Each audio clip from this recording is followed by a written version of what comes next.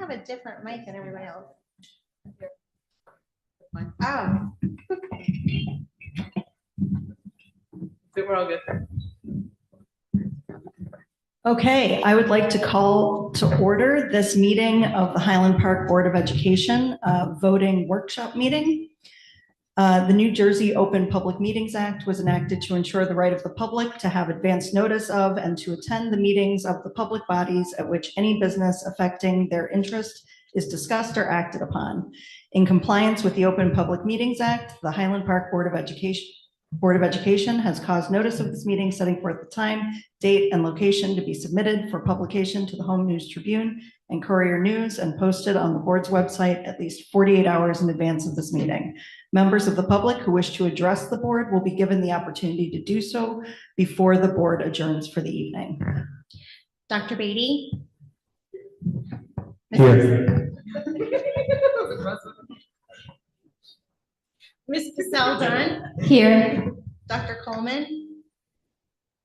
Mr. Maldonado? Here. Dr. Pixley? Here. Ms. Bruce? Here. Dr. Schoolman? Ms. Stanio? Ms. Bardman? Here. Okay, I now move that we recess to executive session. Second. All in favor? Aye.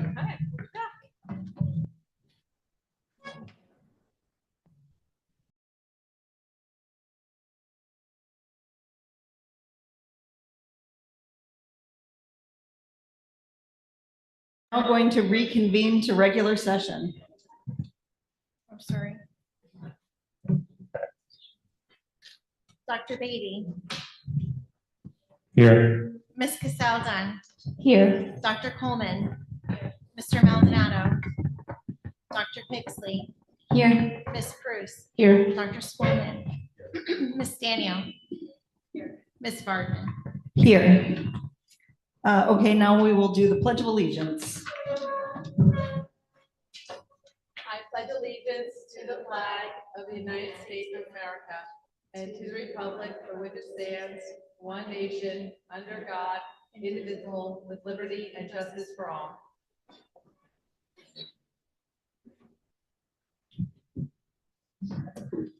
Okay, we had a number of communications since our last meeting, all involving the budget.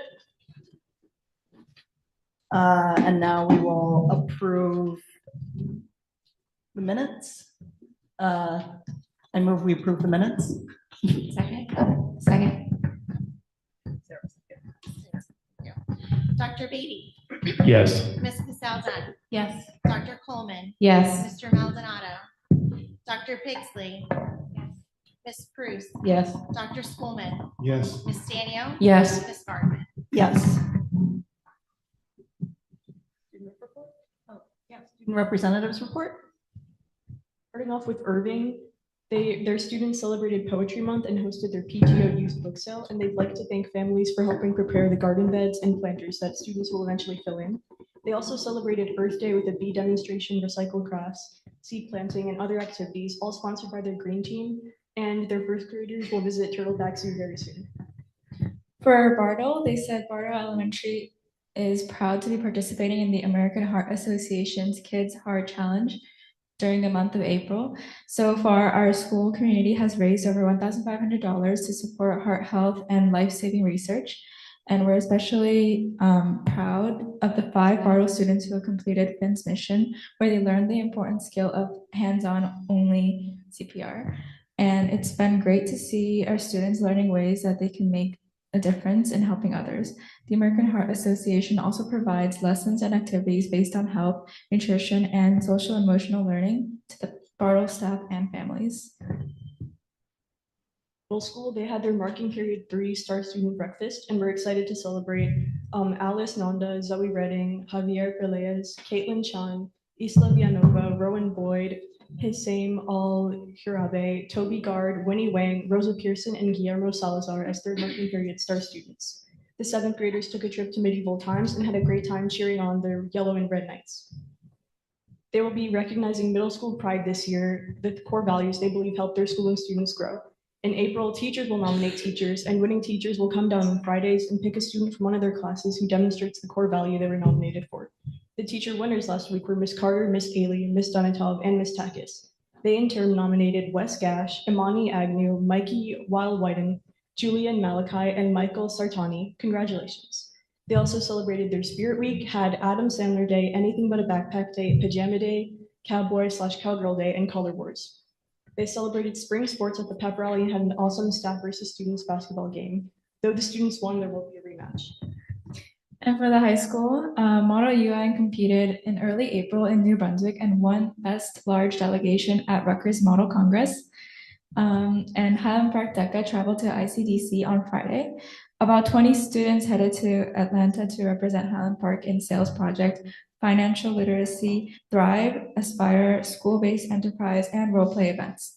In addition to working hard, we will be having a little bit of fun at the Georgia Aquarium and World of Coke. These opportunities are only possible due to the hard work of our students and generous donors in the community. This past weekend was also our musical Shrek. It is always incredible to see the talent in our school. We also have a super exciting community event as Joel Waldman, HPHS class of 87, returns to Highland Park High School with his mom to discuss his new book and podcast, Surviving the Survivor. Come join us for this free event at 7 p.m. in the high school auditorium, April 29th.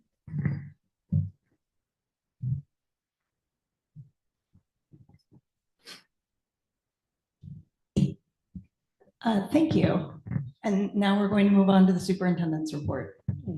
Good evening, everyone. Thanks for coming out. Tonight, I'm excited to start my report by spotlighting two well-deserving Bartle students. So I'd like to invite Miss Jennifer Knapp, principal, up to the podium.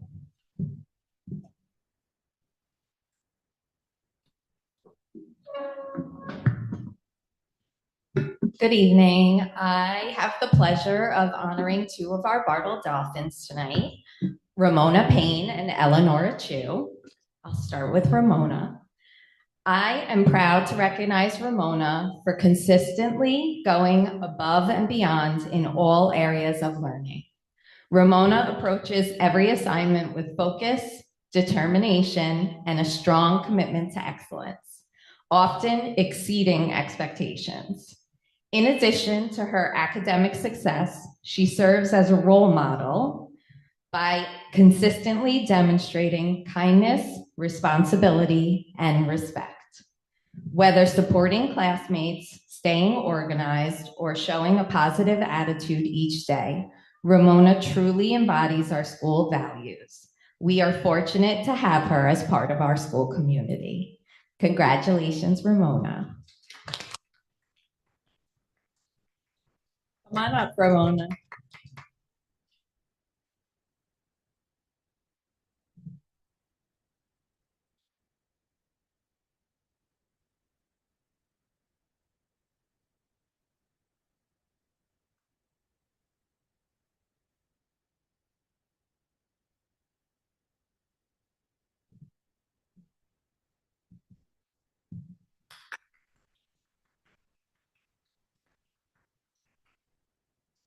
I am also very proud to honor Nora.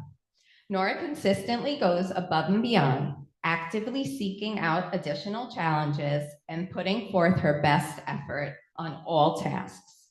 She often asks thoughtful questions, volunteers to participate, and takes the initiative to extend her learning beyond what is required. Her enthusiasm for learning is evident in her positive attitude and willingness to take on new and challenging tasks without hesitation. Additionally, she is kind and inclusive, regularly making an effort to ensure all classmates feel welcomed, valued, and supported within the classroom community. Congratulations, Eleonora.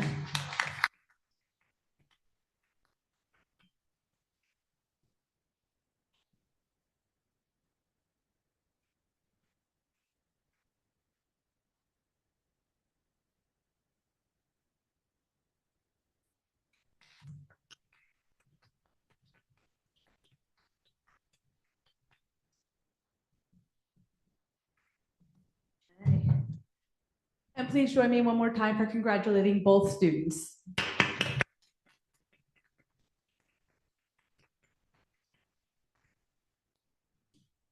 I'm going to move on to the next part of my report, which is the final budget presentation, and then we'll move into the final budget hearing. Those that are here to support our Bartle students, you're more than welcome to stay for the rest of the presentation. However, I know Ms. Knapp and some of our staff have a long day, so if you need to excuse yourself and families to go out and celebrate, please feel free or take some pictures outside. Congratulations again. Thank you.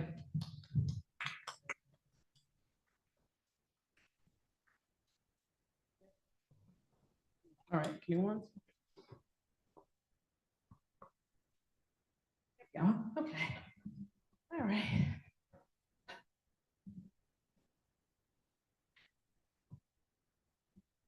Okay. All right, so I'm going to begin, see if we can focus our attention here, or maybe here. We'll figure out how to set this up. Okay, for our final budget presentation. There we go. Okay. All right. Okay.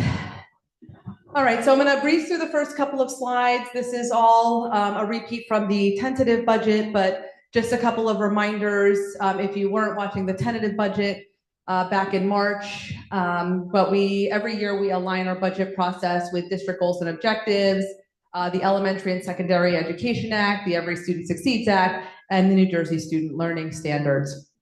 In addition, this process for budgeting takes quite a long time. So as we discussed in the tentative budget, all of our administrators meet with myself and Ms. DeRosa starting in the fall. Typically, they start building their budgets around October, November. By December, they're meeting with us and going through their budget requests. And we do that for about a month or two. And typically during that process, we're able to kind of fine tune the budget as we go, kind of build it as a larger budget by looking at how we can pay for different things, or the different funding options, things like that. The Finance and Facilities, which is a subcommittee of the Board of Education, meets with the department administrators every year, and this year it was February 10th. And then we've had subsequent many meetings with the Finance and Facilities Committee, as you can see here, to actually talk about it, because it was definitely a more challenging budget season. And then we had board discussions on publicly March 23rd, April 13th, and then tonight, the 27th. And I'm going to reiterate again, I know we've talked about this, but our 3 levels of budgeting. So we're required to budget things legally. So there's legal requirements that happen. That's a level 1 budgeted item. Those items cannot be cut. That include anything around the New Jersey Student Learning Standards or special education. Are just some examples. Level 2 are required by board policy, and then level 3 are not required, but a high investment from our community. So things like our music program, arts, mental health, things like that, that are high priority, we like to include as a level 3 budgeted item. So a couple of things with our budget in this particular budget was our fiscal responsibility. So some of the issues that we were facing this year with our budget was continued increased costs for students with disabilities that has required additional and shift in our staffing needs. So what you'll actually see in the subsequent finance slides is we're bringing some more students back in district, which is wonderful because we want our Highland Park students being educated with their peers in district. But you'll see that there was a shift. That number has gone down, but educating students in our district that have a variety of needs has gone up a little bit for that. Facility maintenance, so that's something that is ongoing. We want to make sure that we're always addressing facility needs. That's really important. Federal and state mandates that come at us, we have to make sure we budget for those. There are contracted obligations that the Board of Education is responsible for those fiscal responsibilities. In addition, we're always looking for ways to save money. So we have lots of conversations, a lot of data that has been presented to the Board of Education. I do require a lot of my leadership team to bring information to me as well, so we can make informed decisions that include staffing, student enrollment, our student needs, and anything that could be a least impact on student achievement. So as we're looking through the data, that's the lens that we're looking through. So in terms of our budget impact, one of the key drivers that I know we've been talking about for at least 2 months now or a month and a half has been the health benefits. So you'll see in subsequent slides, Highland Park, like many other districts, in fact, probably most districts in the state of New Jersey, are really being impacted by the increase in health benefits. And when we show you those slides, you'll actually see that as the major driver for our budget this year. The preliminary budget projection back in March on the 23rd had us at an increase of 32% for our health benefits. And as we noted in the April 13th special board meeting, we were able to, our brokers from Brown & Brown were able to get that number down for us, which was a really big deal. So that would then give us a final budget that includes an increase of 26.1% to health benefits, which is a $1.18 million increase to the overall operating budget. So that is the impact health benefits has on a $44 million budget in Highland Park. And the two factors around that are the medical loss ratio, which is at 94%, and more significantly, the prescription loss ratio, which is at 211%. So those are pretty significant, in particular, the prescription loss ratio.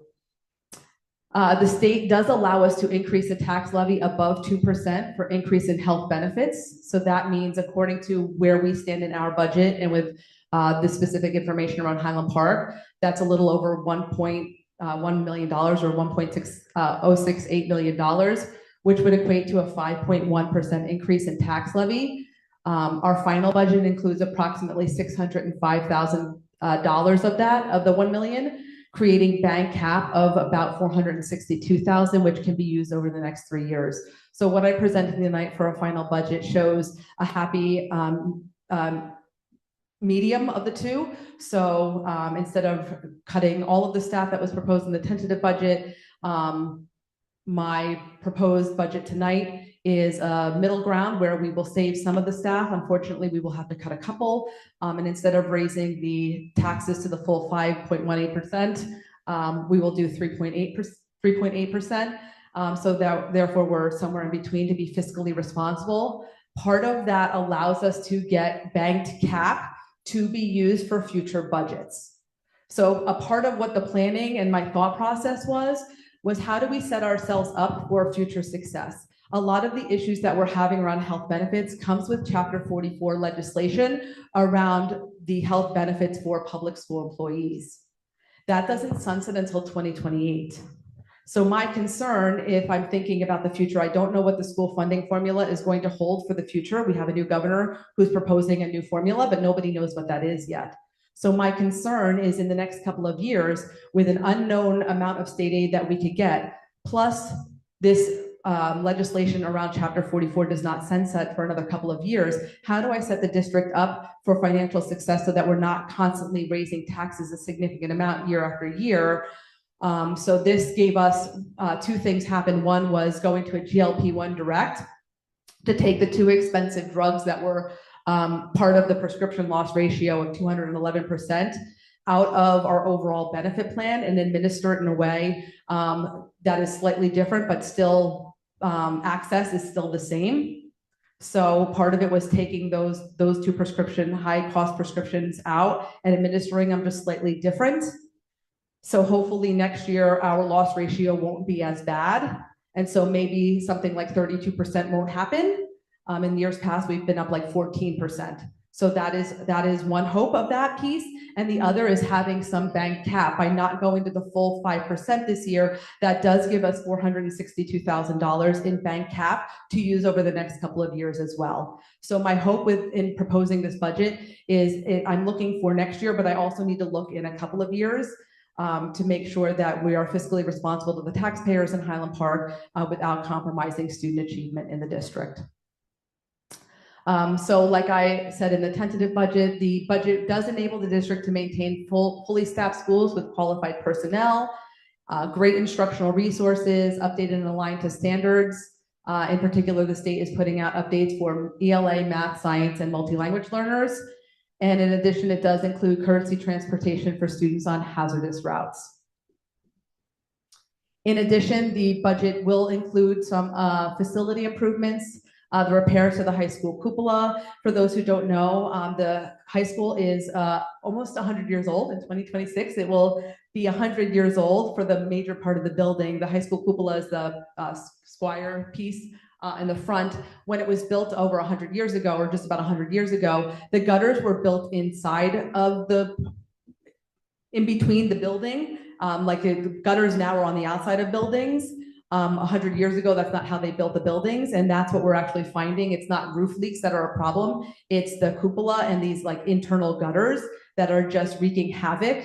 If you've ever been in the main office, you can see some of the result of that on the second floor. So that's an area that definitely needs to be addressed. It's an area of repair, replacement of water service line at the high school, replacement of Bartle fire alarms and strobes, the Bartle boilers, replacement of exterior lights at all schools, and an increase of 2 additional security cameras at each school. In addition, what we didn't put on there for the security is the majority of the money being used for the camera upgrade actually comes for a new server.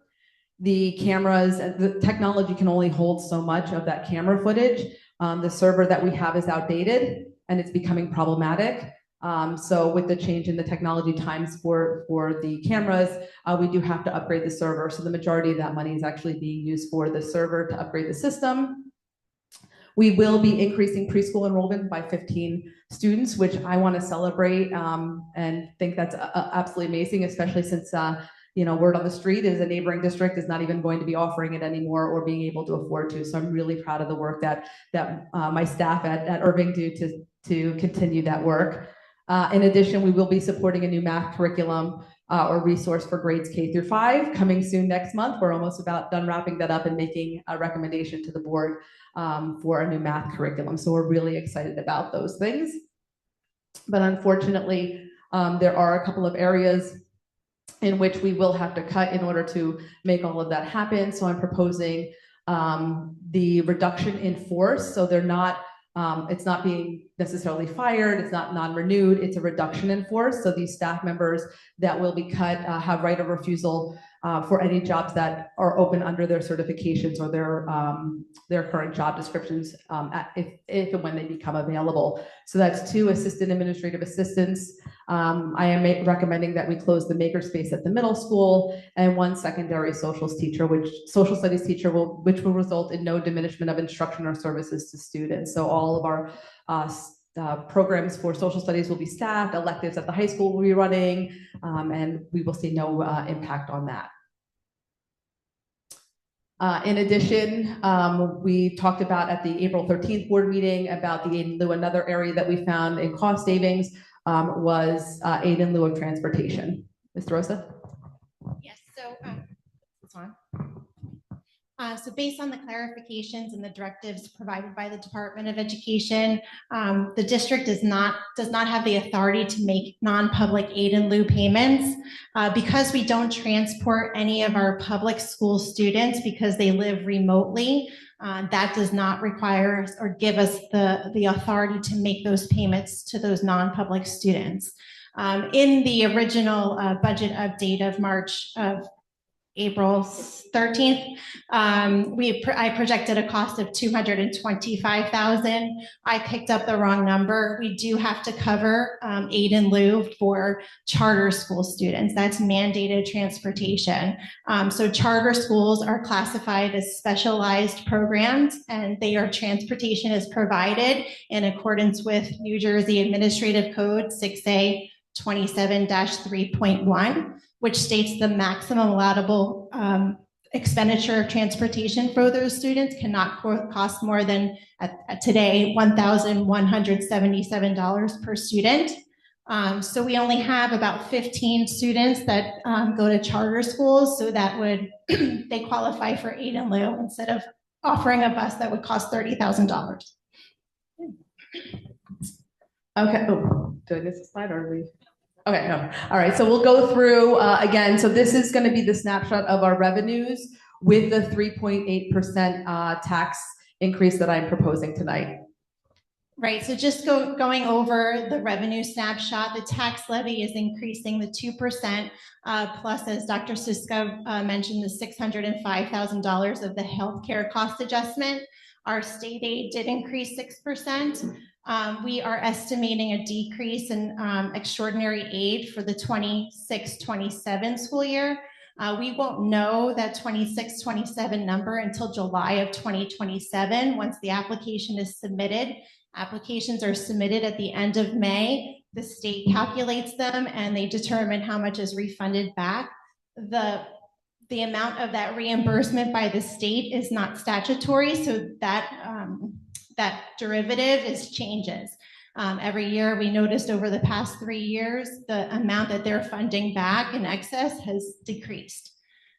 We also are projecting a little bit of an increase for other local sources and interests. This includes our interest income, tuition. We have some parent-paid tuition students. We have another student from another LEA that attends our specialized program. It also includes the borough's pilot money share, our enterprise activities, and refunds of prior year expenditures.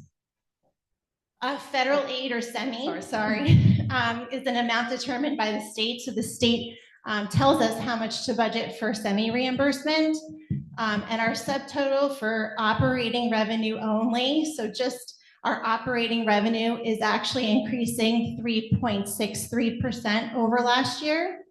And just to highlight our non-recurring revenue supports that support operating expenses.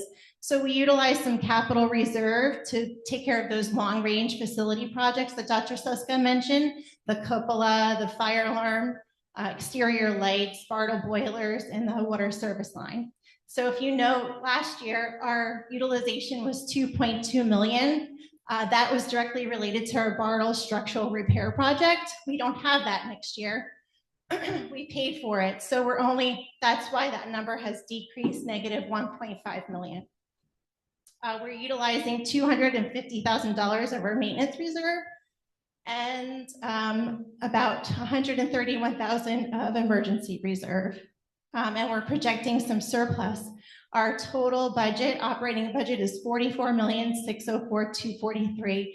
It represents a decrease from the prior year of about 0.5%. Excellent. So what you can see here are continue with our proposed expenditures.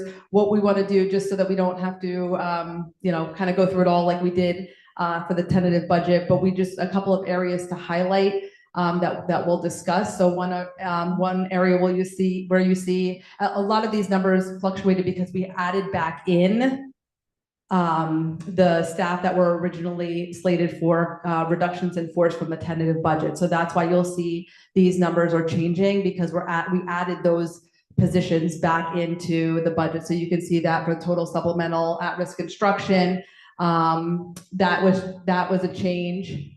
That's an increase because we added back in an interventionist. The other highlighted amounts, the attendance would represent the central registration secretary along with the nurse, and the improvement of instruction staff media services is the media center specialist. The school district central IT is an administrative assistant. The student transportation services actually went down. That reflects that non-public aid in lieu, and the capital outlay, employee benefits went down as well, and that results to the savings that we're achieving by our renewal. It's just a little bit off because we have to account for the positions that we're putting back into the budget. We need to budget the cost of the district's portion. So overall, the tax impact on a 3.8% school year tax levy for the average home assessed value at $482,000, it would be $317.77 per year, or $26.48 per month. I just want to call to attention that a school district's budget runs from July to June. Your property taxes are from January to December. So, and it all fluctuates. So you might not see a direct 3.8% starting in your third quarter taxes. It kind of levels out.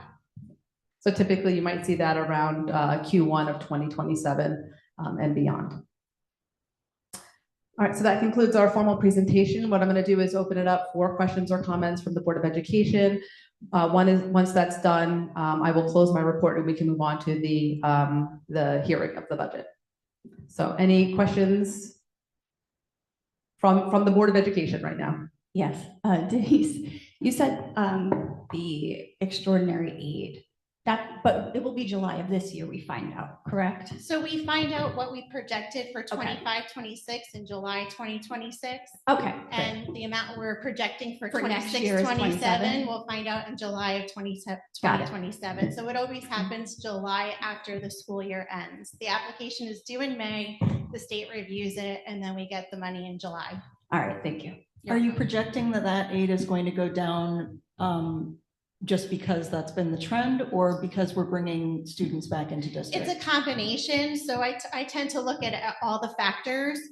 So I do an analysis of how many in-district students we have, how many out-of-district students we have. There is a threshold that the state has on the extraordinary aid application. So in-district students, if it costs a district over $40,000, then you're eligible to submit them on an application for the amount above $40,000. For a student that goes out of district, the threshold is $55,000. If it costs us over $55,000 to send that student out of district, that portion above $55,000 can be reported on the application. And then the state does a calculation and reimburses a portion of that excess. Regarding one high school teacher moving down to middle school, would this affect any of the course offerings at the high school? Nope, it does not affect any course offerings. We're able to offer all the courses and electives, and I believe there was a new course added with electives that we're able to fully run as well. So there is no impact on student instruction. Could you explain how that's the case? I'm sorry, could you say that? Could you explain, why you're confident that despite a reduction in force of one social studies teacher, there won't be a change in the courses that are being offered, essentially? Why is that the case? So we had a member of the social studies department that was our athletic coordinator over the past number of years who had a reduction in teaching load as a result of working in that capacity. So they were like a shared capacity. So what we found this year in moving that staff member fully back as a full-time secondary social studies teacher, that it actually, we had an area where it was without impacting students, still able to run same courses, same course load, no increase on student to staff ratio in those classes, that we were able to do that successfully because we had that extra person back in that department. You're welcome. Since you also talked about removing the makerspace from the middle school, would that also affect like the student to teacher ratio or not? So it doesn't. This instead of running concurrently with art makerspace, it will be theater. So we have last year, if you saw on the board agenda, we approved from a part-time theater to a full-time theater teacher, and so we are going to run theater concurrently with art. So the students will have options for theater, which will be fantastic. And if anybody saw the musical this weekend, we're really excited to be able to offer that. Absolutely. So with the banked capital, does that also give us a better chance of not having to reduce force in the future years? Does it give us like a little bit of a cushion for that so we can keep people? Yeah, so that is our hope. So the two things again that I hope in doing this and proposing this budget, well, let me say three. So one is, yes, that banked cap of $462,917 is available for us over the next 3 years. So again, with unknown of what the state funding formula is going to look like, we are below adequacy. So I want to make sure that we have a cushion for whatever that formula is going to be, plus the continued rise in health benefits. But I'm hoping removing the too expensive GLP-1 drugs in a more direct route, staff still have access, and they're the people that use the insurance still have access. It's just in a different administration way. The hope is those two things mitigate the issue for next year, but this bank cap will be able to help us mitigate that. If we go to the full 5.18%, we won't have that bank cap. And so if things get dire as they are projecting, then we're still in the position. If you remember last year at the tentative budget, there were a number of staff that were in our tentative budget last year to be reduced in force, the same staff. We did the tax levy incentive aid. If you remember from last year, we had a special board meeting to approve the tax levy incentive aid package, which was the governor's response and legislation to the funding. So they incentivized school districts to do that. We took advantage of it. So we raised taxes last year by 6% to save those positions. Unfortunately, we're in the same position this year. So I'm trying to set us up for success.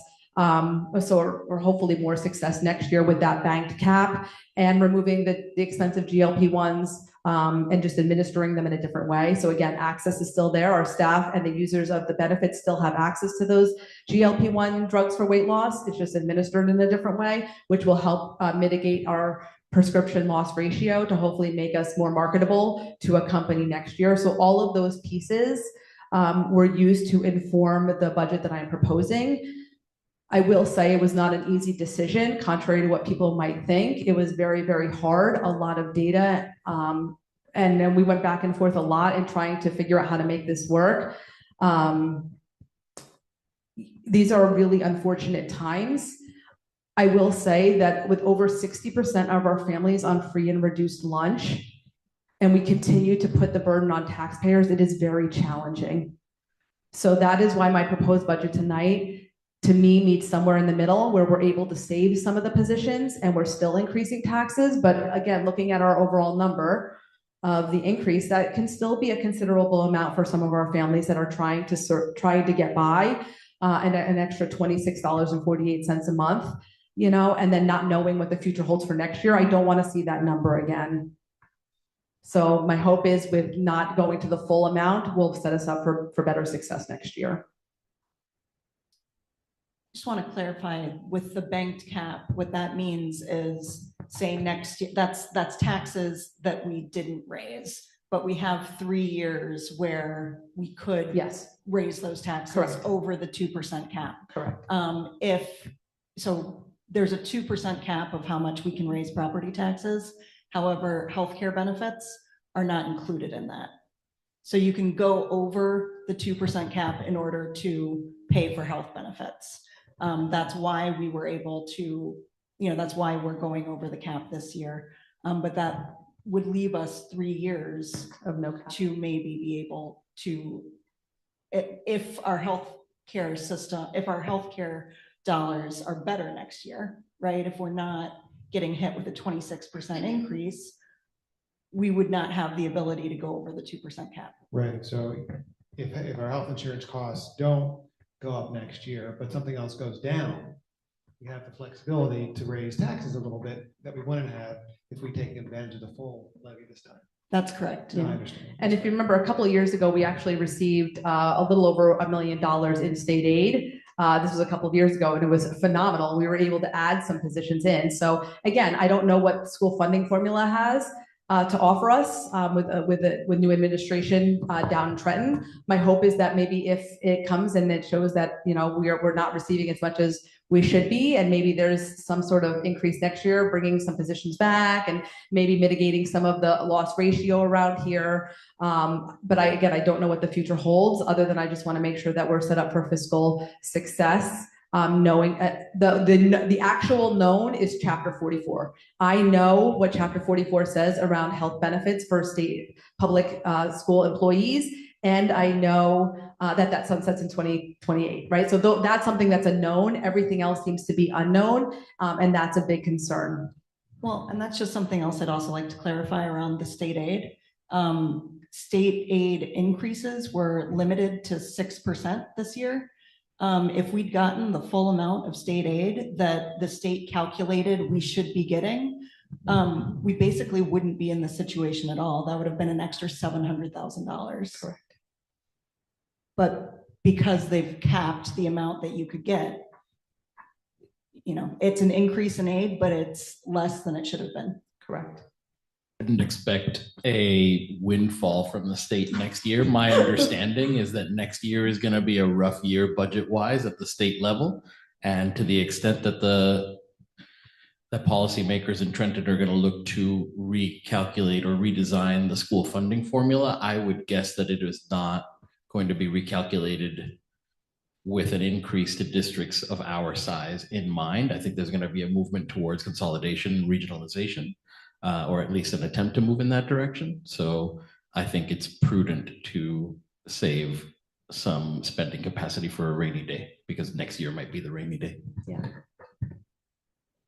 Well, I think it's also important to think about last year where they tried to take away more money, but we're capped at 3%. So we would have seen a huge reduction last year. It's just really hard to predict, except to know that healthcare costs will be continue to go up. And so, knowing that, planning for that. But the state aid has been really unpredictable from year to year. The fact that we were going to be taking a large chunk of money and they were capped that. This year we were on par for getting a lot of money, and then that was capped. So it's been really hard. No one really knows the algorithm for the state aid, which makes budgeting for it very difficult, impossible. So I think it's just something to keep in mind. Dr. Ziska, I wanted to ask a little bit about I'm sorry, I just lost my screen. The instructional resources and like the expenditures in all those areas, I think with the exception of special education, are decreasing quite significantly. And I'm wondering if you can just sort of talk about the impact, what that really means in terms of where we're going to see and feel that the most, what you're anticipating there, because that was what was glaring to me. I know we have to balance the budget, but I do want us to just recognize that these key areas of instruction, particularly looking at bilingual education, are going to experience a decrease. I just want to hear a little bit more about administration's thoughts around addressing these changes. So the regular program instruction is based on a variety of things. It's teacher salaries. So we had some significant retirements last year, so it could be breakage for this year for the new teachers that were hired. All of our supplies are based on per student enrollment. We give them a number to spend per student, with exception at the high school because they have a lot of co-curricular activities. So there's additional supplies needed there, and they also have a large graduation. But just looking at it, a negative 1.78 probably is a combination of we don't have a lot of curriculum writing included. Last year we had curriculum. It could be breakage of teachers. It could be a variety of different things. Nothing that's standing out to me. Good. I think it's just important to kind of make that clear too, so that we're understanding what that means. Right. Right. So it may look different every year when we do the budgeting process, what kind of instructional impact really means. But I think understanding the variables is really important. Yeah, we discussed how we've been investing in our ELA programs for quite some time. So sometimes you'll see things kind of increase in the budget for a while and then decrease. And it's because of that return on investment where you don't need to continue to purchase new materials or provide, writing brand new curricula. What we'll see now, which we talked about, is that increase in the math, like the STEM area. And that's for that K-5 and more, I think, curriculum writing in some of our science classes and our math classes. So we'll kind of see that shift. And then, hopefully in a few years that will kind of, peter off too. Yeah, and Ms. Rodriguez and Ms. Saka have done a fantastic job of staying ahead of where the DOE has suggested. So I think in an earlier slide, I said maintaining for very particular programs. So those are when updates for usually a 3 to 5 year a rollout at the state. So every couple of years they revamp or make changes to the state standards. So Ms. Saka and Ms. Rodriguez have done an exceptional job of staying on top of that, which is why over the past couple of years we've approved a lot of curriculum writing. So we're actually ahead of that. So that's why you'll see again some of that number drop. And when we looked at their budgets, we're like, you don't need any more curriculum writing. What happened to curriculum writing? And and we're in excellent shape in terms of making sure that our students are where they need to be at for the New Jersey student learning standards, because we kind of get a little heads up. So our our contacts from the state let us know that this is coming, or you have 2 years, and we try to stay up ahead of that. And I'm glad we do, because it kind of helps in a tighter budget season. And then, did you want to speak to the bilingual education? I don't know, because I know that was another one. Yes, because that one has a change of minus 14%. I did look at this because this was glaring out to me. So when the budget was snapshotted last year, we had 2 people in the same position. One was retiring and one was coming in, and the budget took that snapshot. So there is no reduction to the number of teachers that's been servicing our students. It's the same. Our numbers are just, a $56,000 negative throws off it by 14.73%. Our numbers are small in comparison, but throw it off because of the total dollar amount. And I think you spoke about special ed. Did you ask? Well, just that was the category where we saw the increase out of all the instructional categories, I believe, which Right. no need to get into that. I understand, Okay. but I just wanted to just get some understanding and make sure everyone's there's layers to understanding what that we talk about instruction. There are many factors involved. So thank you. No, difficult to kind of accept the reality of where we are and the decisions that had to be made. So thank you. And quite honestly, we're here now because of the change that the HPA supported the board to make, which was transitioning out of the state health benefits 3 years ago. Yes, Many other districts have been here already years ago. It just took us a little longer to get here. And it's something that we could not control, but it was that collaboration to move away from the state health benefits that allowed us to mitigate some of these hard decisions. Yeah, because I believe the state benefit plan went up over 50% or thereabout. I think it's like 33% Yeah. and they're projecting another 30% increase for January 1st. Yeah. So it's really So hard to almost 60. budget when you're dealing with 30% increases. Yeah. All right. I mean, that's something else where, I don't think anyone here is happy about this at all. However, when you look at what's going on in some other districts, Edison is proposing a 6% tax increase, cutting 80 staff members, cutting pre-K entirely, cutting transportation, cutting field trips, not doing facility upgrades. It's bad out there.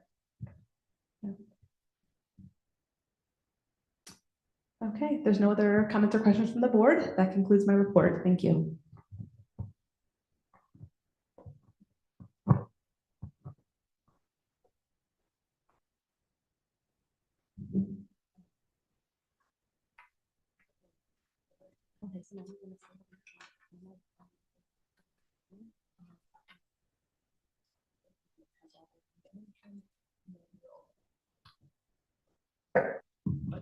Okay, so now we will start the formal public hearing and board adoption of the 2026-2027 school district budget. If you go through here, it's outlined what Dr. Suska just and Mr. Rosa presented with the positions that are being added back into the budget. The money that's coming out that wasn't in the preliminary budget with the aid in lieu and the reduction of the health benefits for the renewal contracts.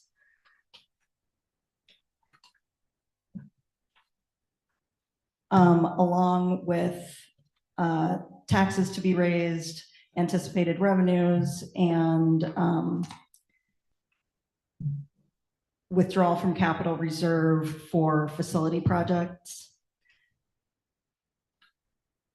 And then we're going to move on to the public comment section of the evening. This is a public comment dedicated solely to the budget. So any comments, please keep them focused on the budget. If there are other concerns, there will be a second public comment period after committee reports. And we'll prioritize the people here in person. If you'd like to speak, please sign in and give your name and address. Unless you're a student, you don't need to give your address.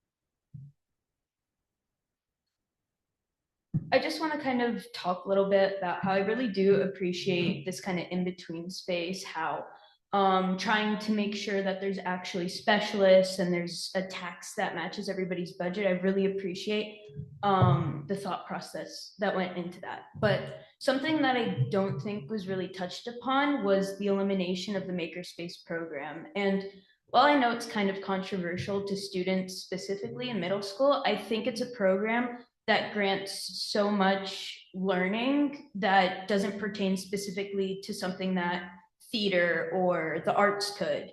I mean, it teaches students how to actually learn how to type, something that we're not taught in any other space.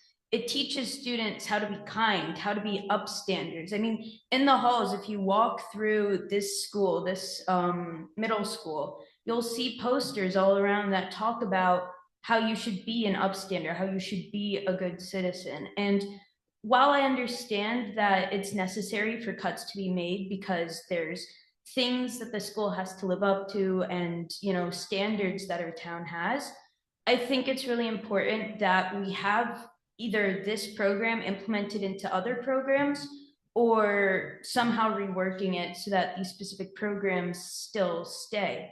I know that it's not as popular as I mentioned. I don't necessarily have a statistic, but I know not everybody loves the program.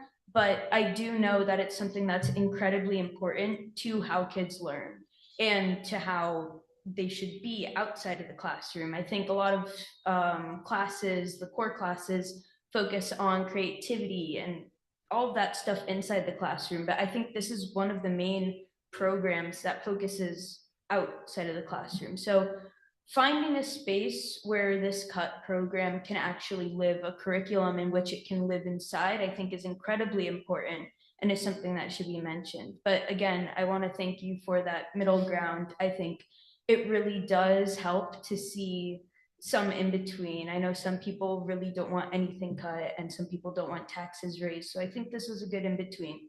But again, I think Makerspace is a program that helps kids learn. It helps kids be a productive adult for when they get into high school, when they graduate high school and onwards. Thank you so much.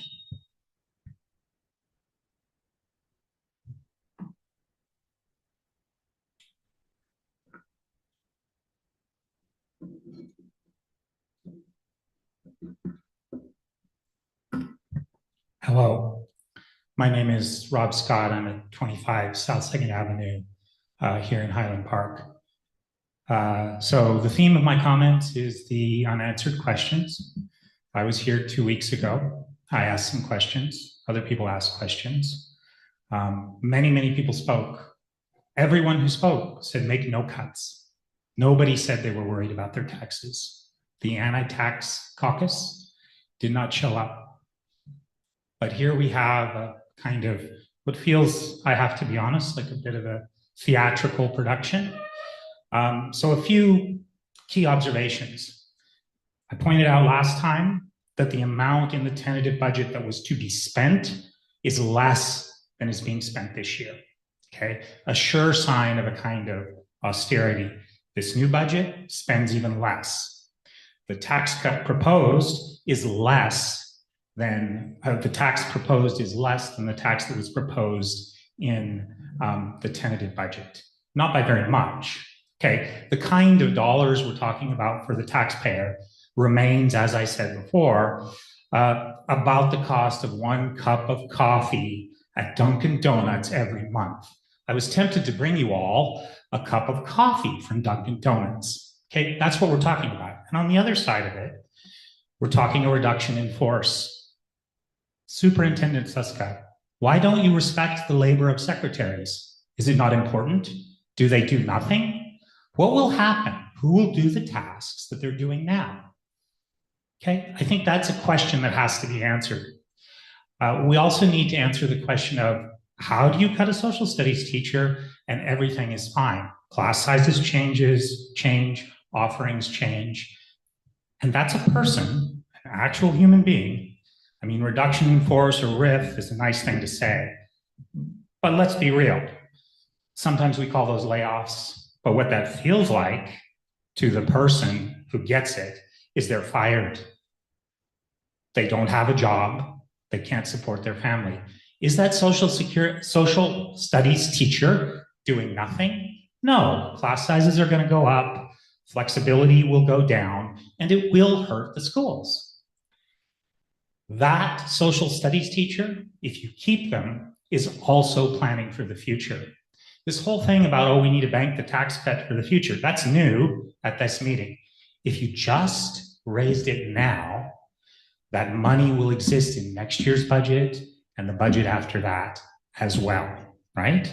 So there's no need for this theatrical sort of kabuki about, oh, we're so financially responsible, pat ourselves on the back because we're saving the cap, okay? We're talking about tiny, tiny changes around the edge, but we are going full bore on 2 secretaries are fired, a social studies teacher is fired, right? They're not coming back. It creates holes in the school. You're cutting makerspace. And glibly, we heard, oh, it's no problem because art and theater will now be scheduled at the same time. That killed me, right? Because my kids weren't makerspace kids, but they were art and theater kids. And already it was a problem to do theater and band, nearly impossible, right? So all of these changes, all these austerity measures actually impact our schools. And what we hear here is not about those actual impacts. So I have some questions. How much does makerspace cost? We asked that last time. We haven't been told. How much does it cost? Is it $10,000, $100,000? How much does makerspace cost? What would it take to save makerspace? I saw on the agenda how much a secretary costs, 50 grand or 70 grand. Horrifying in and of itself, right? That somebody is trying to make ends meet on that particular salary, okay? There is $113,000 in the savings that was found because we discovered we were breaking the law, right? That is not being spent. That 113 certainly would save a social studies teacher, would likely save 2 secretaries, right? The idea that they're being restored is kind of absurd because they're here working at the school now. They haven't gone away. This is a bit of a theatrical production. So we can say something like, we didn't raise taxes very much. Well, the reality is if you just go with the original 4.11, or you go to the whole cap, the impact on my taxes and the taxes of folks in this town of that difference, of the choice that's actually before us, will be very, very, I'll say very again, small, right? So I would ask the board to not vote 9-0, like you're part of the Borg on Star Trek where resistance is futile and you all have to do the same thing, but to consider the possibility that we need to know how much makerspace costs. How much would it cost to save those to keep those secretaries, to respect the labor they're doing now, right? And I think that's the kind of choice that is before us, and it is really, really out of step in this town for a board of our friends and neighbors who in other contexts we get together and we say, yeah, taxes are a good thing. That's why we have a society, right?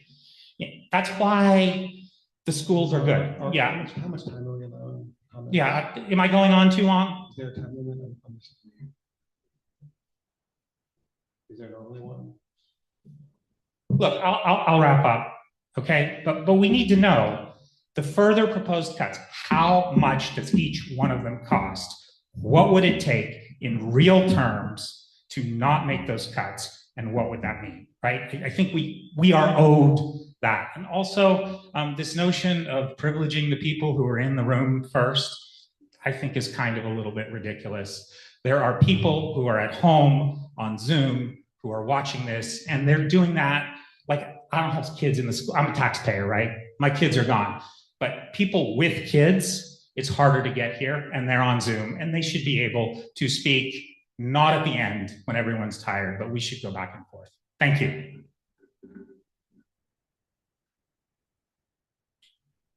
Thank you.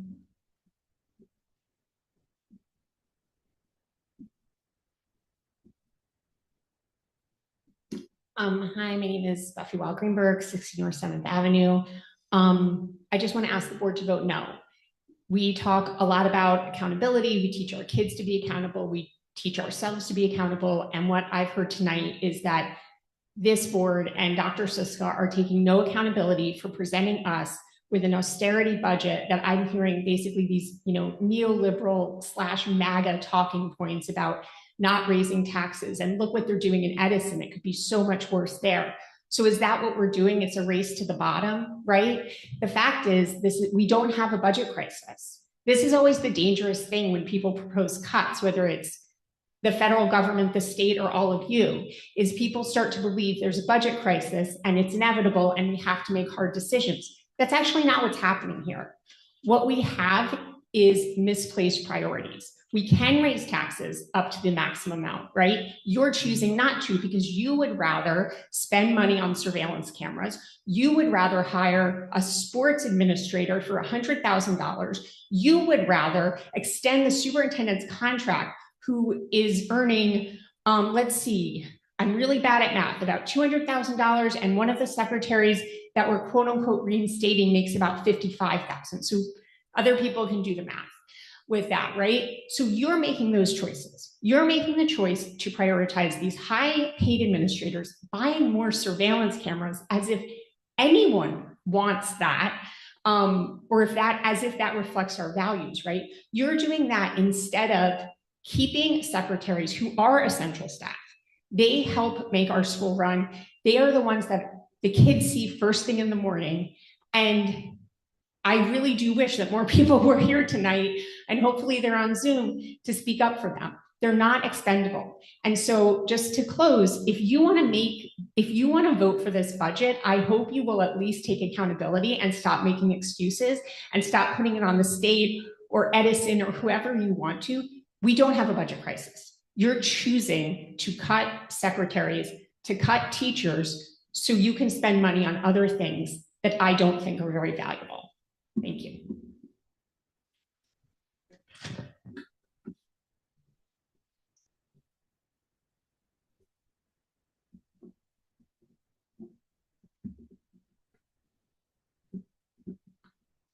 Good evening, Andy Zappo, 131 Johnson Street.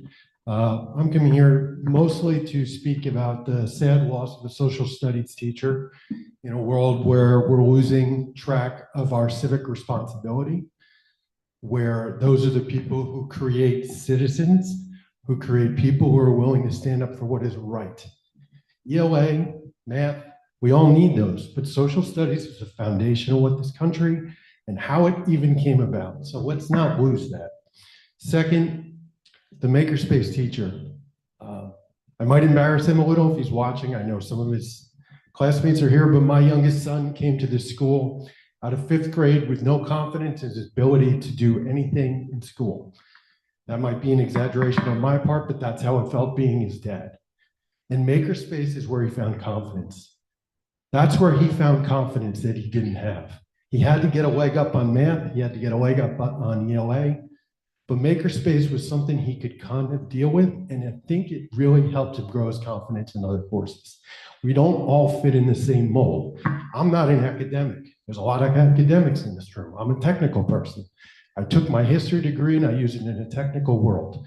Why did I take history? Because I was good at it, because I could get good grades in college with it. But I was always dealing with computers. There's not one way to a course in life. And finally, if I heard right during this budget presentation, you were able to retain 2 of the admin assistants, which is great. But it didn't sound to me like they were children facing. It sounded like one was for the business office and one was for the IT department. Those are not going to help the kids in this district at all. They're not going to be the ones who meet them at the bus, who get them their lunch when it gets left by at home in their coats, all that stuff, talking to parents. They're going to help people like me or disorganized IT people. They're going to help disorganized administrators at the top level who earn way too much. So please clarify that point, because it sounded to me like you saved the wrong people. Thank you.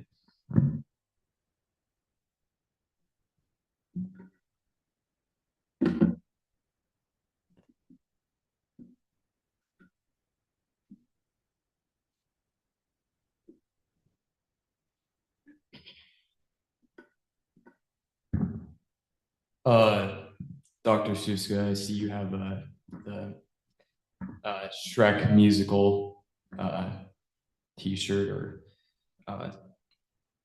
I hope you enjoyed it because I was there in the pit playing percussion and I helped put that on. And that being said, I find it ridiculous that we are prioritizing theater over makerspace. I am very fond of the arts. My girlfriend is very big into drama and dance. I love percussion with all my heart. I love languages. But I think we need to check our priorities and see what courses are the most important for students to have. Because in the middle school, I don't see anything else that can come close to replacing the hole that Makerspace would leave. It is a vital class for students to have, to be able to know how to navigate the web, to know how to communicate on the web, to know how to be respectful citizens on the web. This is something that is our future, especially with AI. It is incredibly important that these students have access to a course that is specifically tailored to these 21st century problems. So I would just like to really emphasize the importance that we should be having on the Makerspace program. Additionally, earlier it was mentioned that this cut in a social studies teacher would have no impact on students. But with all respect, Dr. Suska, you are not a student and you are not in those classrooms. And currently I'm taking AP US history and I have it with Dr. Gold. And my class has 30 students, which is not an ideal class size for him, for me, or for any other student in that classroom. And so we are going to see class sizes go up. And we're going to lose a teacher that is vital to us. All my history teachers that I've had have been amazing. They have been core pillars in my education. And I am enraged that I'm not going to get to see one of them next year because I value all of them. Even the ones I haven't had Mr. Gervin yet, but I've heard nothing but compliments and praise on his behalf. And even in the hallways, he will smile and wave to me, and he doesn't know who I am. He is an amazing person, an amazing teacher, and all of them are. And I think that in itself is already a huge loss for students. Losing someone that they have, been with for years, that's always going to be a loss, aside from all the other technical aspects of it. And the final thing I would like to emphasize is something that I think has been forgotten, or at least it feels like it's been forgotten, and that's the cutting of the Mandarin program. I'm really pissed off about that because I take Spanish. I'm in Spanish 5 honors right now. And the cut hasn't affected me personally at all. My courses have stayed the same. I am with the same group of students. I've been since freshman year.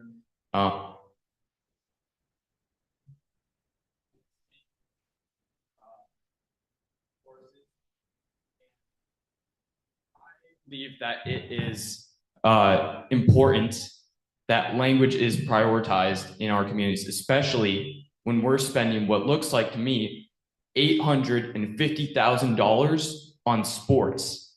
That is my main issue, because when we talk about sports, they are student athletes, and the student comes first. That's everything I was told from my own coaches, that you are students before you are athletes, and that your academics come first. And so I think the fact that we're cutting languages to 300K, we're cutting 50K from languages, 350 to 300, and we're bumping our sports 800 to 850K. That's ridiculous to me. I think, aside from the fact that it's just a huge blow to these students who were taking Mandarin and all of a sudden they lose access to this course, that's a huge blow to their academics and to their school career. And I get that there was something in place to help these students get Mandarin instruction outside of Highland Park High School. That's not the same thing. It never is. Language is something that you have to immerse yourself in to effectively learn, and they can't immerse themselves in it anymore. Any student who is just as passionate about Mandarin as I am with Spanish, there's a good chance that passion was absolutely cut and slaughtered because that program was cut in favor of sports.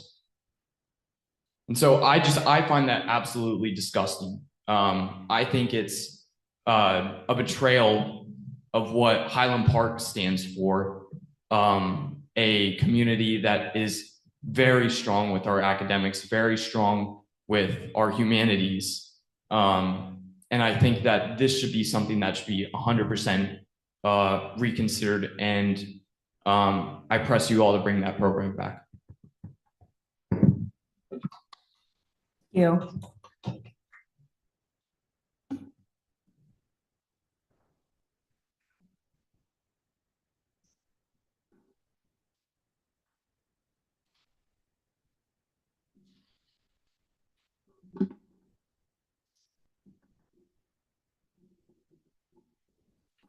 Yeah, I want to talk about how ridiculous I think the cutting of a social studies teacher is, especially because I have Mr. Gervin as a teacher.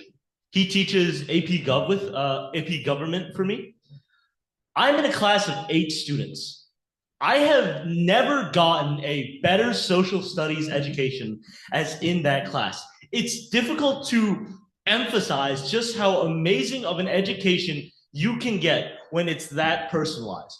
When you have 8 people in one class, the amount of dialogue, the amount of conversation, the amount of immersion you can have in any subject is beyond anything that we could have if we cut one teacher. One teacher, how many classes is that? I'm aware that some of these social study teachers teach like 5 classes, five different courses throughout a year. Maybe some even more because they're semester classes. How are we going to make up for that?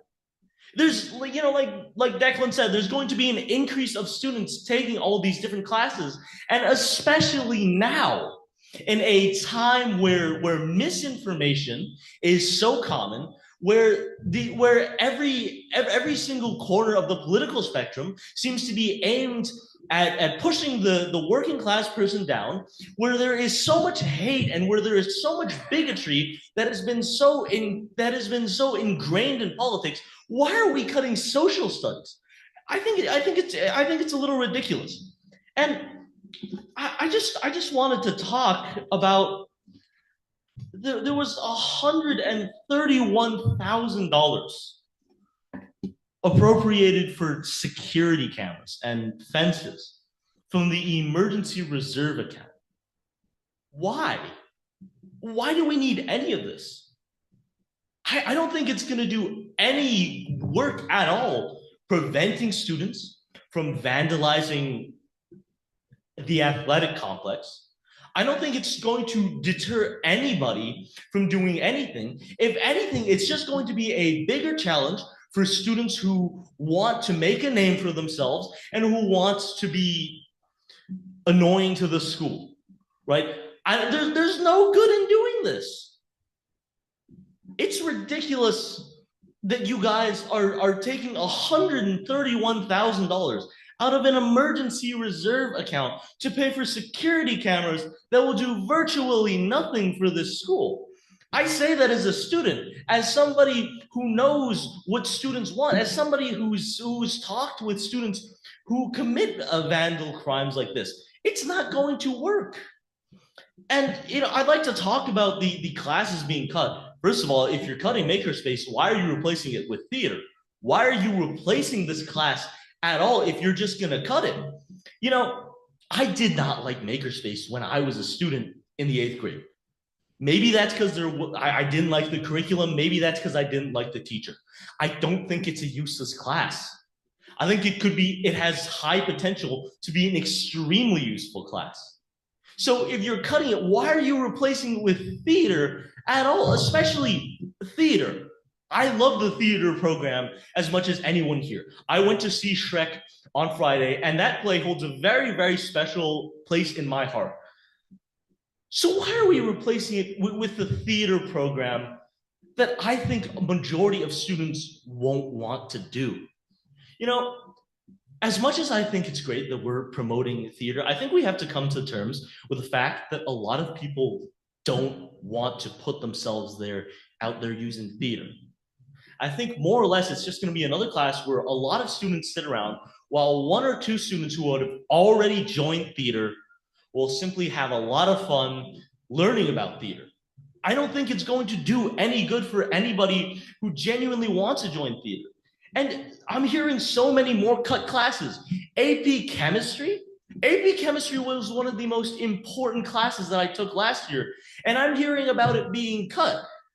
It wasn't in this budget. I'm not sure if it's still happening, but I'd like to ask about it's not being cut anymore. Thank God. It was never. Thank God. It's ridiculous that we're cutting teachers and that we're cutting the classes at all. The social studies teacher holds such an importance in our school, especially now. Especially now, where more than ever, we need to learn about the political system that we live in, where voting is more important than ever, where civic engagement is more important than ever. Why are we cutting the social securities department? For what, athletics? I'd like to ask, what was wrong with Mr. Gervin as the athletics director? What was wrong with that? He was a great teacher, and I've never heard a single complaint from any student athlete about him being an athletics director. And now we have Mortalara. I don't even know how much money we pay him, $100,000. The other day, I received a text from my friend, and I thought it was so absurd. It was a text asking me for money. It was a fundraising text asking me for money. I learned that they had an entire workshop for this, sending me a link asking me for money. It's absurd that this is what our sports system has come to, and that we're still spending money on. Highland Park ranks among some of the lowest places in a lot of sports rankings, and throwing money at this sports program is not going to change that. Hiring a specialized athletic director is not going to change that. It doesn't matter how much money you throw at this system. The truth is, in many ways, Highland Park is simply too small for us to compete with other schools who have a drawing pool, a much, much larger drawing pool of athletes. And we do have some amazing athletes, right? I'm not going to deny that. But it's ridiculous that we are still increasing the money we are spending on the athletics program when we're cutting an entire social studies teacher. I would beg all of you to please do not accept this budget to stop having so many cuts. I can guarantee you my parents would be more than happy to see a larger tax increase if it meant I and other students got a better education. I don't understand why we're raising taxes by 2% just to end up cutting an entire social studies teacher. It's absurd, and I'm extremely frustrated with the actions and the budget that's being proposed. you.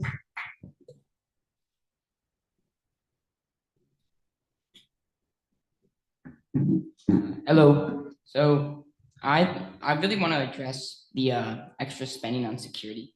I was in the middle school last year, and a lot of the time when I was walking around, I saw multiple cameras in the same corner, just watching the same thing. I just looked around and it felt like we were wasting so many security cameras in single spots.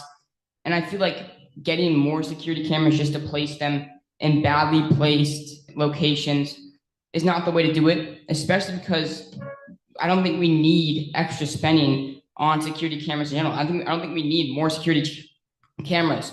And one thing I'm really angry about is the cutting of the Makerspace program. I know a lot of people talked about this, and I'm sure you guys are tired of it already, but it's so important to me because Makerspace was one of the classes that I really loved, which doesn't seem to be a popular idea, but yeah, Makerspace was an amazing class for me. Up there, it says, as owls in the school, we are known for making wise decisions, for being brave upstairs, for being inclusive and supportive of everyone. And Makerspace is what helps our students know to do that in life. And for grown adults who have already learned to do that, it might seem like something that's obvious that people should already know how to do.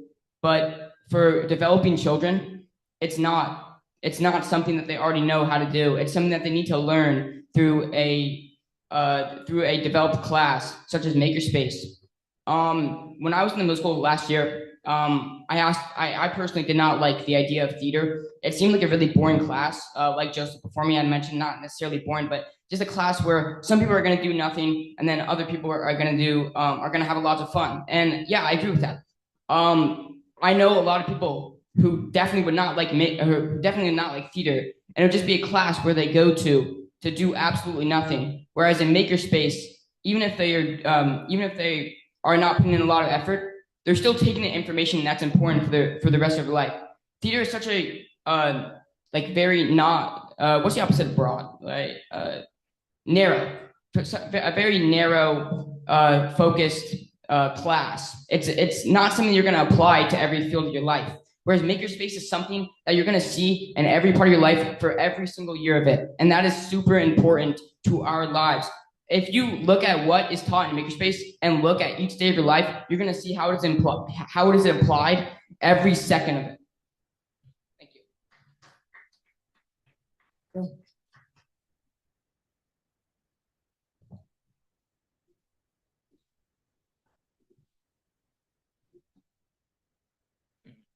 Hello, I'm Aton Duncan. I'm a Highland Park high schooler. And I'll start and end with the same first sentence, and that is, this budget should have no cuts. I'm not a taxpayer, that's what my father and mother do, but something that interests me is that the tentative budget had a 5% tax increase, yet this one has a 3%.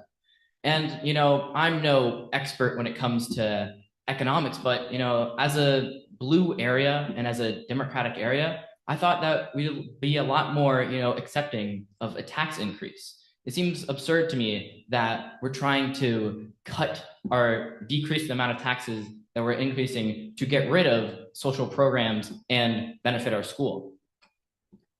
A second thing I'd like to address is, you guys hid this pretty well. It took me a while to find this, but using the general fund to pay for the security cameras and the increased fencing at the Highland Park High School and Middle School to secure the athletic complex. It wasn't exactly on the table, so I had to look down.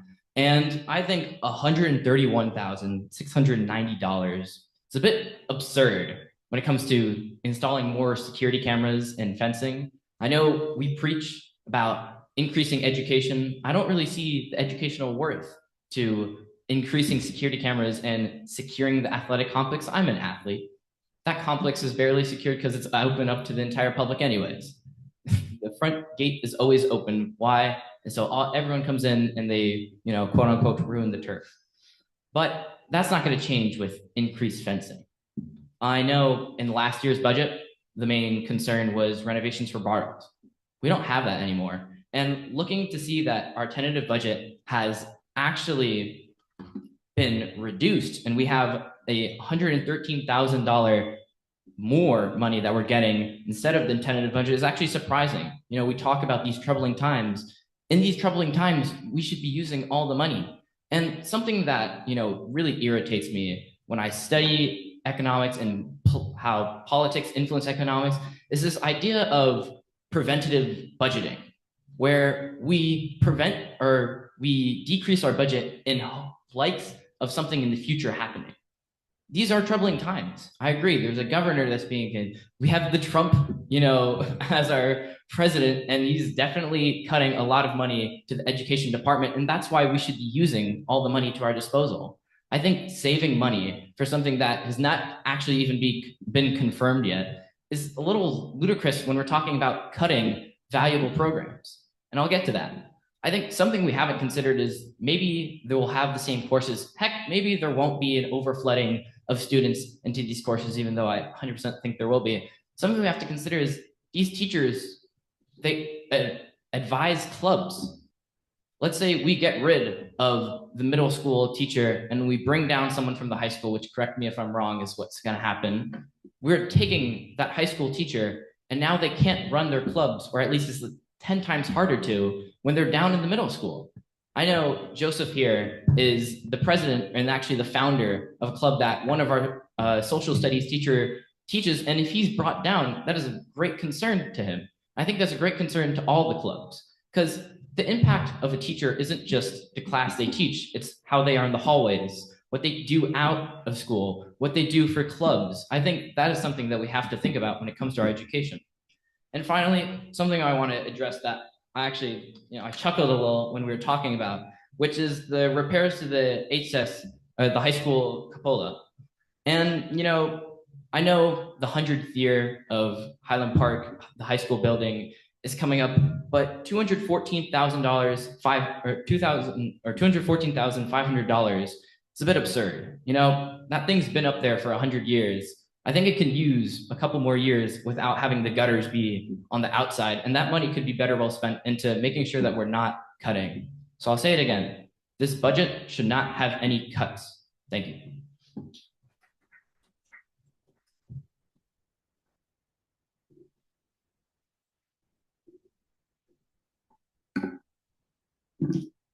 Sorry, a little short. My name is Lisa Miller, South 8th Avenue. I was not going to speak, but I decided to lend some support to the kids and the parents. And I have to say that I've been disheartened by seeing the budget, and I was pretty disheartened when you hired an athletic director for a lot of money. My kids are not athletes. Well, one is, she's a swimmer, which I've been fighting to get a swim team, doesn't happen. And I feel so strongly that we're this small school. Why aren't we putting our focus on academics? When you have a child that's going into college and you're looking at all the other kids that this child is going to be competing against, it becomes alarming that our school doesn't have a lot of the same things that the other kids have. So now she's at the bottom trying to fight and show this is why I belong at this school. And you're cutting things and you keep cutting things. You say that there's going to be no impact if you take a social studies teacher, who, by the way, my son had. And Dr. Seska knew my son very well, as did a couple other people here. He was not a student. It was him and school did not get along. But Mr. Gervin really believed in him. And to take that away, really, really upsets me.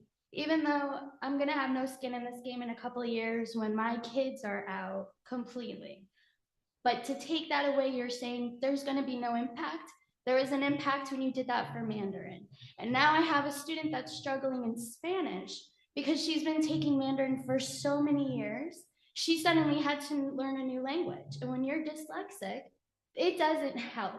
And now she's falling behind because there's no Mandarin, a language that she's been learning for so long. Not only that, it impacts my soon-to-be senior, weird to say, because she only has 2 years of a language. There was no, hey, here you go, we'll give you this Mandarin class online for free to help you guys out. None of that. She wanted to switch to ASL, and you know who's gonna have to pay for that? Me, because you guys only have Spanish. And I don't know if I'm right or wrong, but you have 2 Spanish teachers and you have, that's it. That's the only language. Three, I don't even know how many you have.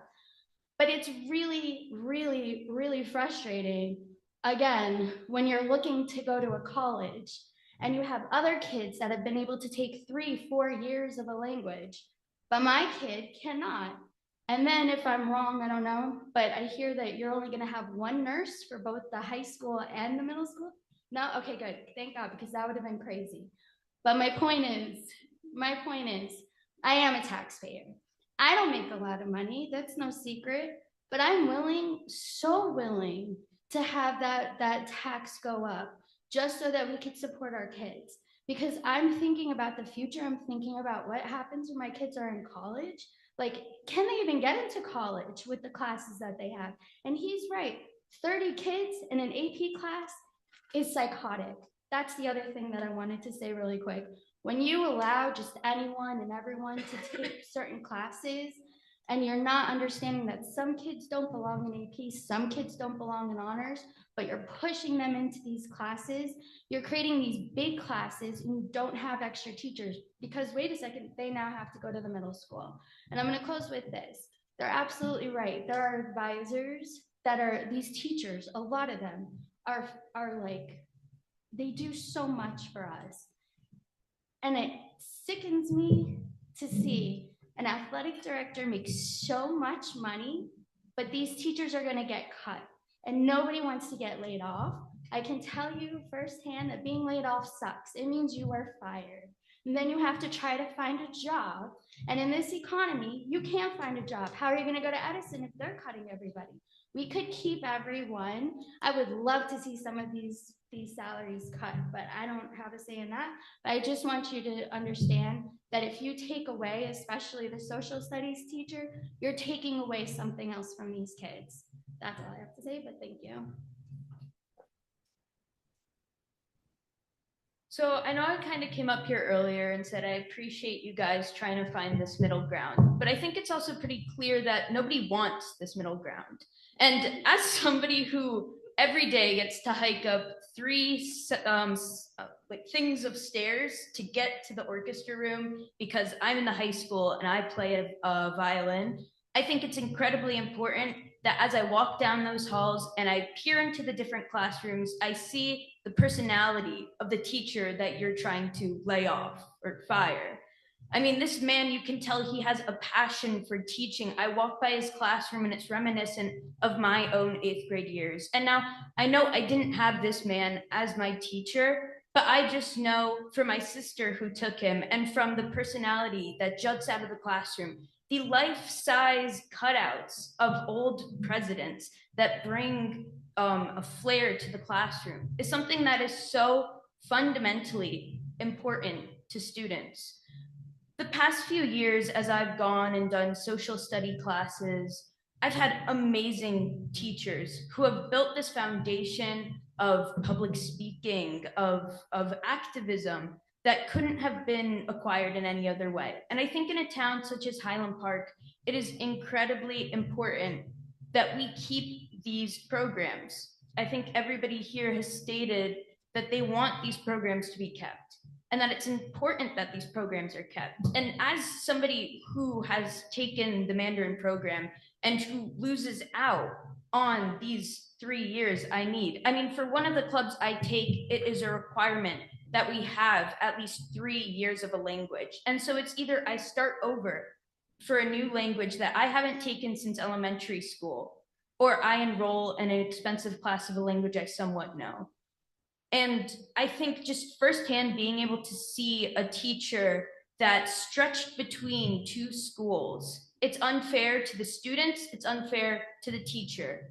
I think taking teachers and moving them out of classes where it's fundamental for them to be is just awful to see. Social studies is important, makerspace is important, and language is important too. These are all fundamental things as to what build children, as to what make us who we are and who we can be. And I think, just kind of to close up, we have to vote no on cutting this budget, because it's pretty clear that everybody from the community doesn't want to see that happen. And while there was a middle line trying to be built, and I understand why it has to be built, and I understand why we do have to preserve money and why we have to do all this stuff, I think taking money away from things that don't actually impact the students is what matters. Like, we have this guy who is paid, I think, $100,000 in the athletics department.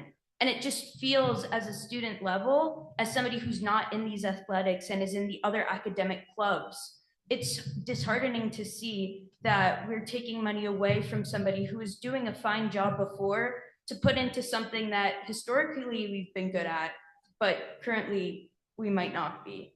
And I appreciate all the different aspects that we have to this school, and I think taking away anything would hurt us. We don't have a lot. We're a small town. We're not Edison. So we need to keep what we have, and we need to make sure things aren't being slashed to keep an arbitrary number lower. Hi, Fiona Stanu. I am a student at the middle school, and I think it is utterly ridiculous that we are cutting makerspace. I have a friend who is so into like coding, and he's in robotics. And when he found out about this whole thing, he was absolutely devastated. He was so upset, and he loves makerspace.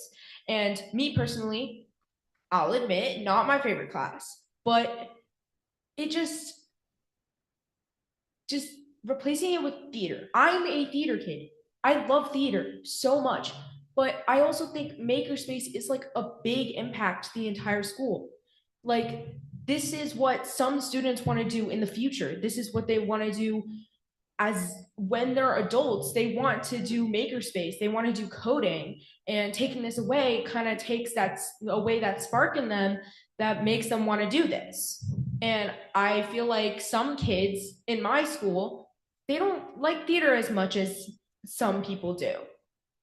They think it's boring, or they just think that it's not their cup of tea. But makerspace, some kids love makerspace, some kids love art, some kids love theater. But taking one of those things away is just not, it shouldn't happen, because like people need this. And I feel like people don't get the opportunity sometimes to be able to experience all of this, like all of these opportunities to do, and they need to figure out what they're going to do in life. And so, yeah. Thank you, Fiona. And what we're going to do now is we're going to open up Zoom so that anyone who's on Zoom who'd like to speak can. How many people are on? Is there anyone with their hand raised who'd like to speak?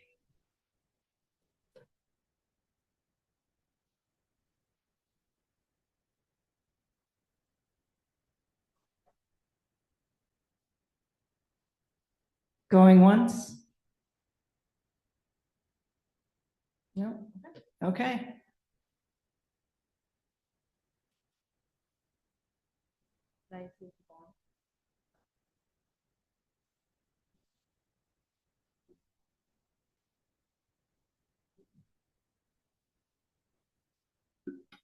Hello, yeah, it's me again. I'll talk about why I'm back up here. I appreciate Dr. Suska for taking notes, but I will say it doesn't feel like we're being heard right now. A lot of you are at least looking our way. Some of you aren't. Some of you are looking at your computers, and that's somewhat okay. But I will say it feels like you guys are judging us. I will try to get into your headspace a bit here. You're looking at us and you're saying, wow, these kids are sure passionate, and they seem to be talking with a lot of knowledge, but they just don't understand budgets. They don't understand how hard it is to curate a budget that makes sure that we have everything perfectly aligned. And to some extent, you're right. We don't know how to form a budget, but something we do know is the impact of education, because that's what we're currently living. We're currently living our education. And it's a bit disheartening to see that there's cuts to these educations. Something that I want to reiterate is that Highland Park has not as much resources as other schools. There are other schools that have 5 languages. There are other schools that offer all the APs imaginable. There are other schools that offer even up to multivariable calculus that I know we've been trying to push for, but we don't have enough students for. And it's a bit disheartening to see that we want to cut more when we've already have such a small pool of resources to even pull from. And I'll talk from my experience knowing and working with teachers. You know, my mom works at the Graduate School of Education, and I know how hard it is to find teachers. And I know how little there are out there. You know, the Graduate School of Education has had less and less teachers year after year after year. They've had to pay less. They've gotten less grants. The government is, you know, excuse my language, they're destroying them. I was going to say something worse. But you get what I mean. The government and what is happening to teachers is disheartening. And so cutting a teacher's job, cutting multiple jobs in an economy that has seen some of the lowest unemployment rates in centuries is a little disheartening to hear. I don't know a lot about budgets, but I will say my mom has been working through some budget problems of her own at the GSC. And something that she tries to prioritize is not cutting anything, but trying to take from stuff and take as much as given, because what is given to you by the state and what you have at your disposal should be used. And I'll bring it back up again. I don't think we should be saving. I don't think this preemptive saving is a good idea. I think we have $113,000 that could be spent to a social studies teacher, that could be spent to all the things that we're cutting. And I'll say one last thing that was brought to my attention. You know, my brother is a lot older than me. He's in college now, but he took French at the high school. And from what I hear, they promised that the Mandarin program would replace French and it'd bring us money. And now it's a little sad to see that we're cutting the Mandarin program, and now instead of having French or Mandarin, we just have Spanish, and we have neither. So it seems like something, you know, there's a miscommunication from the board and to us students, because whilst I'm not interested in France or really interested in Mandarin, that's an opportunity that students at this high school deserve to have, because we're a small school as it is. If we cut more resources, that already puts us at a disadvantage. I'm looking towards colleges. I'll be honest, I'm probably going to Rutgers because that's where my mom works. But I know there's a lot of kids who want to achieve further, who want to go into Ivies. And that opportunity is lost when we just cut stuff. So I hope you guys consider all this, and I hope you guys adjust the budget so that there isn't cuts. And if there aren't, you know, I guess we'll just keep coming back up here until you guys do. Oh, I think I'm the last speaker tonight, so I apologize for extending your time here. But I just like to open with a little statement about why public schools exist. Is because of socialist ideology. And as the founder of the Highland Park Socialist Club, I feel a need to quote Marx on this. From each according to his ability, to each according to his needs. We're not giving students this by cutting teachers. And I want to talk about Mr. Gervin again, because he's an extremely important teacher to me. I had him last year in US 1 honors. I have him now in AP Gov. And I just want to talk about, even now, as we're considering colleges, the importance of having a lot of teachers that can write recommendation letters for us, right? What happens if a social studies teacher moves to the middle school and maybe resigns because they just don't want to be there, because they spend their entire life teaching high school, or so much of their life teaching high school, and they just don't want to work there anymore? This is a real concern that some of the social studies teachers have. And I think it's really ridiculous that we're even considering cutting this. And I know that point's been stressed a lot, but I just want to stress it again. You know, it's really sad that we're making so many cuts when we don't have to be. And frankly, I don't think these savings are going to do us any good. I want to make it a little bit of an extended analogy. In 1997, all of Asian economies collapsed because of the 1997 Asian financial crisis. And a large part of this was because their Federal Reserves, their savings, were not strong enough to protect them against the crisis.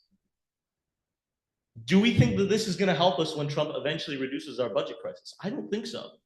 I don't think this is going to do any of us any good. I think if the sweeping budget cuts that Trump is proposing and that the federal government is going to instate are going to happen, that no matter how much we save, it's not going to cushion us from the crash that we are going to experience. We might as well spend it all, as much of it now, when we still have the chance, and give our students the best education that can be given to them. We might as well just take it all now and say, let's put it to somewhere useful, something that can help every single student, not just student athletes, but every single student, and let's put it there and let's make it work. So I'm asking again, I'm just going to voice this as many of my peers have voiced, no cuts. My parents would rather have tax raises than they would have a lot of cuts. If I paid taxes, which I unfortunately don't, I think I would too, to be able to have a better education for children.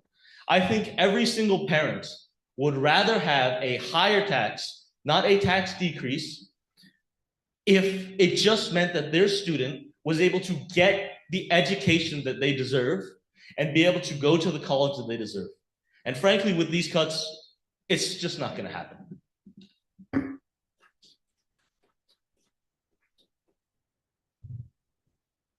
I wasn't going to speak again. Rob Scott, 25 South 2nd, Highland Park. But you've heard from students, right? You've heard from the Highland Park Socialist Club. You've heard Marx quoted, right? You've heard at the last meeting, members of the community say, no cuts, raise our taxes. You've heard more math and better math from students who use that key phrase, preventative budgeting. Yeah, he knows what it's about, this theatrical thing about how we have to save it for later, right? This sounds like Rutgers and their 5% mandated profit. The next thing we're going to hear in 3 years after this is over is the board will be talking more and more like they're a hedge fund, like Rutgers does. The thing is, in our society, so we can have a society, so we can have good things, and makerspace is a good thing, and theater is a good thing, and arts are a good thing, and learning social studies is a good thing. We pay taxes to pay people so they can grow and support our community, so they can support the students who you've heard speaking here today. You should listen to them, and if you don't, you should feel shame. And there's one other little thing that I wanted to mention. I keep forgetting to mention it. It's these quote unquote security cameras, which that's a misnomer. They're surveillance cameras, right? And you heard students talking about how, yeah, those cameras make them feel really uncomfortable. I cannot imagine what my high school would have been like if there were surveillance cameras in the halls. And now we learn that the money, we learned this today, it's not for new cameras, it's to update the server. It sounds like so we can store the data longer. That's creepy, right? Do we want that? Is that true? And so finally, I think I know what's going to happen. It's going to be a 9-0 or an 8-1 vote in favor of this because the decision was already made, as it always has been, as the decision was made to cut French and bring in Mandarin, which was going to solve all our problems. And we now hear that Mandarin is going away. That's what's going to happen. So here we are inflicting our words on you. At the very least, before that vote happens, we need to know exactly how much money it would take to keep Makerspace. How much money would it take to keep Secretary 1, Secretary 2, and the social studies teacher, right? We have not heard that, not in March, not 2 weeks ago, and not today. We heard a lot about the process. We heard the word data a lot. We didn't get a lot of data actually presented. We heard it was a hard process. We heard about Edison. We heard about how everything's terrible and everything's going to get worse, but we don't know how it's going to get worse, okay? A lot of that panic, but we didn't hear How much does makerspace cost? What does it take to pay for it? What will it take to pay for the social studies teacher? What will it take to preserve the work that is being done by those two secretaries that the superintendent has decided we don't need or we should cut? All right, and I'll stop. I won't go on any longer. If there's anyone on Zoom, I hope they chime in. Thank you very much.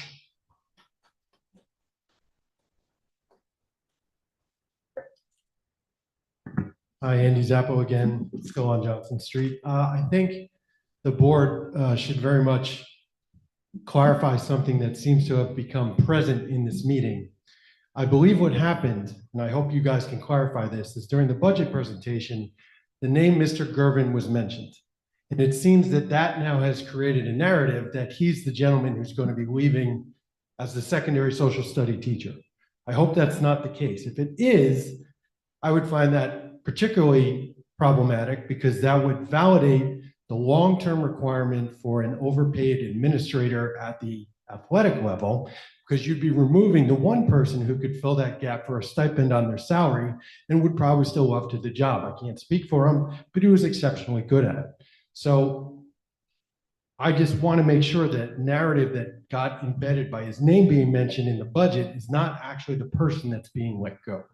So that's for you guys to clarify when the chance comes for me to sit down and you guys to talk. Thank you.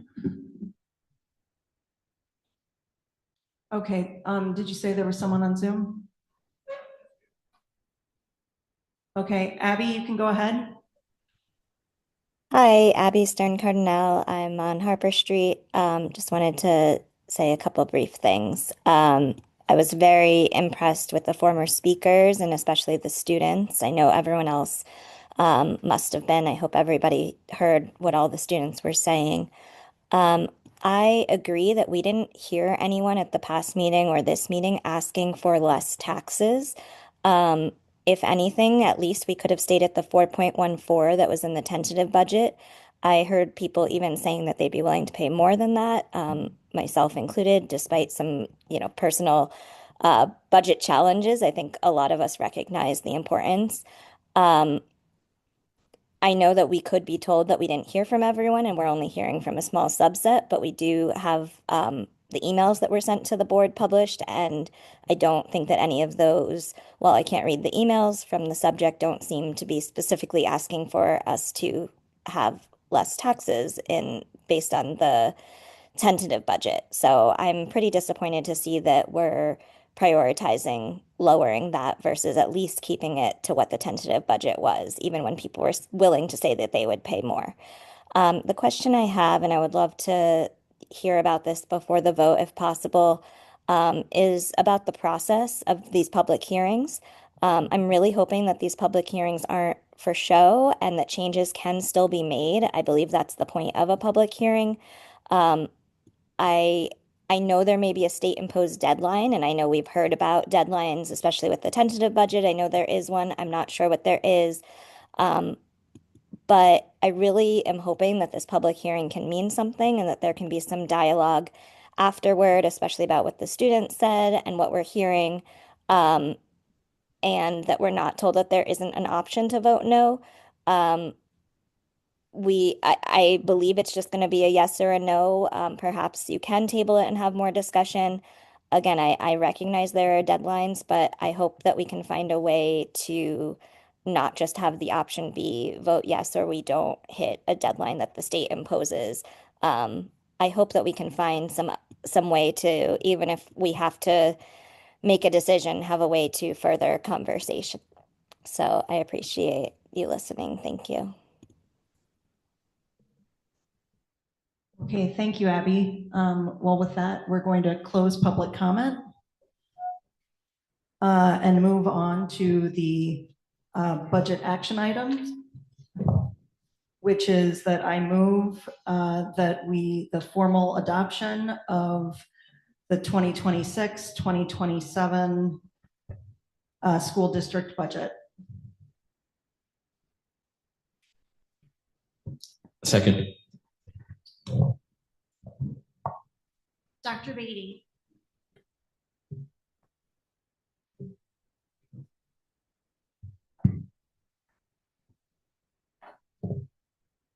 Do we, I'm thinking about Robert Rules of Order. After a motion's made, usually we can actually open it for discussion, even though I don't think we typically do that.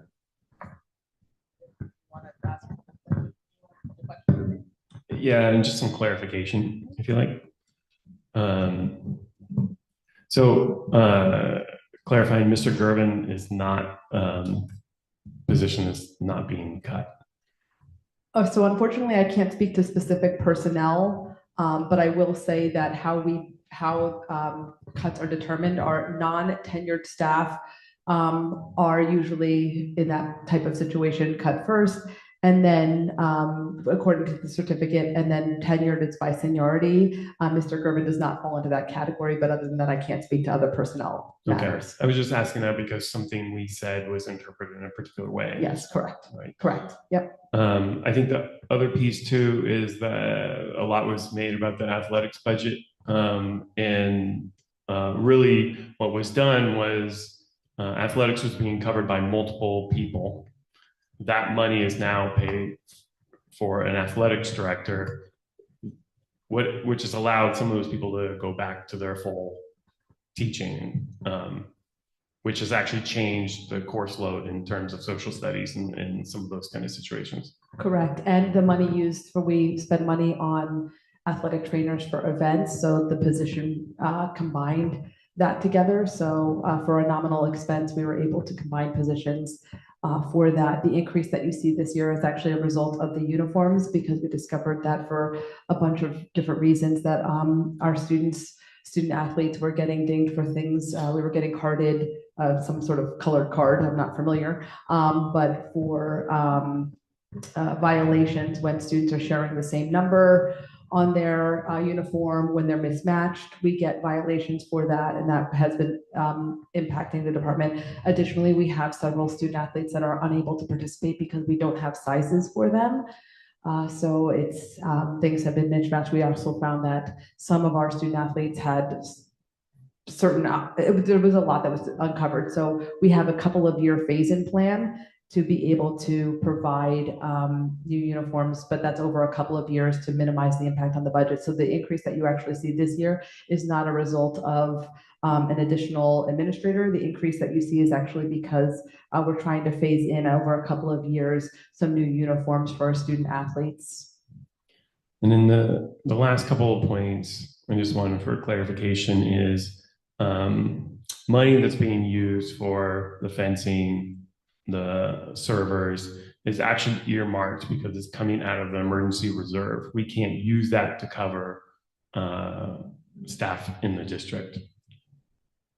No, emergency reserve, all the reserve accounts, Right. capital. Same with capital reserve, and right? emergency It looks like we're reserve. spending less, but actually we're drawing less on reserve, which is a Correct. very different thing. That has to be used for capital. Emergency has to be used for very specific things. So it's not an either or.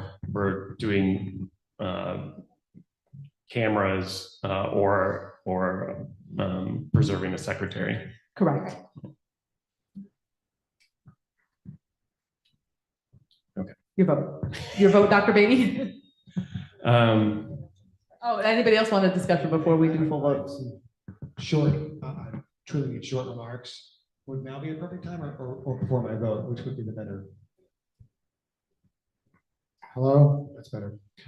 Should I have some brief remarks? Would now be a good time, or before my vote? Like, would you rather? Remarks or questions? It's discussion. I open it up for discussion. Would you like to discuss something? I would like to discuss something. Okay. I'm really always been proud to live in Highland Park. Very proud to live in a community where everyone comes to meetings, speak their minds. I think I'm really blown away by the eloquence and the passion of our students. And it's because I respect so much what everyone had to say in this meeting that I want to briefly explain my thinking on this vote. And what it comes down to is this: as a democratically elected board, we have to think about everyone's concerns. So you personally may not think an athletic director or proper uniforms are the best use of funds. But other people are very glad to have a professionally run program and a full-time director. You may think social studies is the most important subject in school. Other people might think it's math or ELA or languages, and these subjects may be more impacted if a teacher were cut. You may think it's ridiculous not to raise taxes as much as we possibly can, but other people are very worried about rising costs and they may not be able to attend 2 board meetings. You may think security cameras or servers are a terrible idea and a wasteful and offensive use of money. But other people are worried about dangers to students in the country we live in today and are glad for the extra security. I personally think we should not cut a social studies teacher. And for all the reasons that have been talked about, I would support personally a tax levy more along the lines of the tentative budget we had, about 4.1%. But I talked with my colleagues on this board a lot in the past 2 weeks, texts, phone calls, emails, and I've talked to people in the community too. I may not agree with everything everyone said to me, but I think this budget is a fair compromise. In large part because of the concerns that were expressed at the last meeting, because of your concerns, what you came to the meeting last time and said, the following changes have been made. Our social studies course offerings won't change. We will have the same number of nurses tomorrow as we do today. We'll have the same number of interventionists. We'll have the same number of media specialists. We're losing 2 secretaries, which is something that everyone is very sorry about, but we're not losing 4. And we're raising taxes, but not as much as originally proposed. So I'm going to vote for this budget, not as a robot, and maybe not enthusiastically, but with a clear conscience. I don't love every part of it, but the process was democratic, fair, and civil. And I truly believe the outcome of that process, this budget, is faithful to the Board of Education's academic goals. Thank you. Any other comments or discussion? Sorry, discussion from the board. Am I allowed to speak as well, or? Sure, Okay. go ahead. I just want to say, like, with your point, who are these other people that you're mentioning? Like, I think, like all of our other students said, as similar to what the other students said, what matters a lot and should be taken into priority is our students. And I know from being very involved in many of the clubs in my school and also student congress that a lot of people have the same opinions as those who spoke today. And I think that's what we really should be taking into priority. And even though what you mentioned does make sense, I think there's other ways that we could all go about this, and it doesn't have to be just this one way. So I just wanted to talk about that. Thank you. Okay, so we will move on to the vote. Dr. Beatty. This is a really hard decision. I am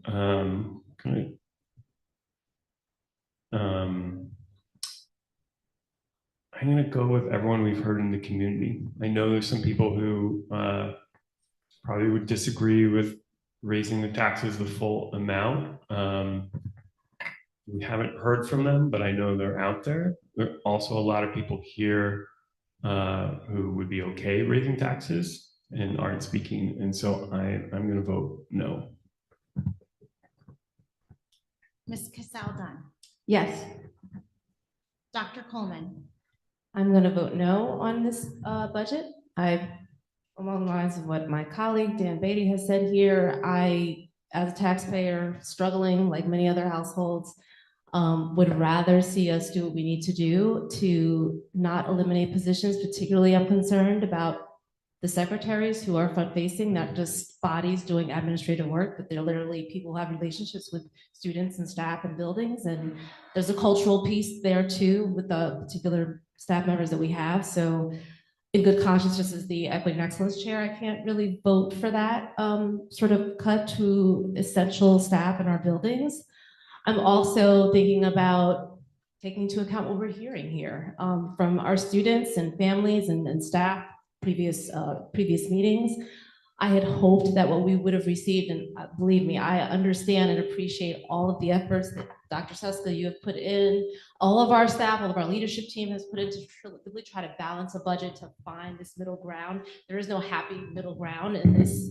There is no happy middle ground in this process, unfortunately, but I do understand your efforts to find a middle ground.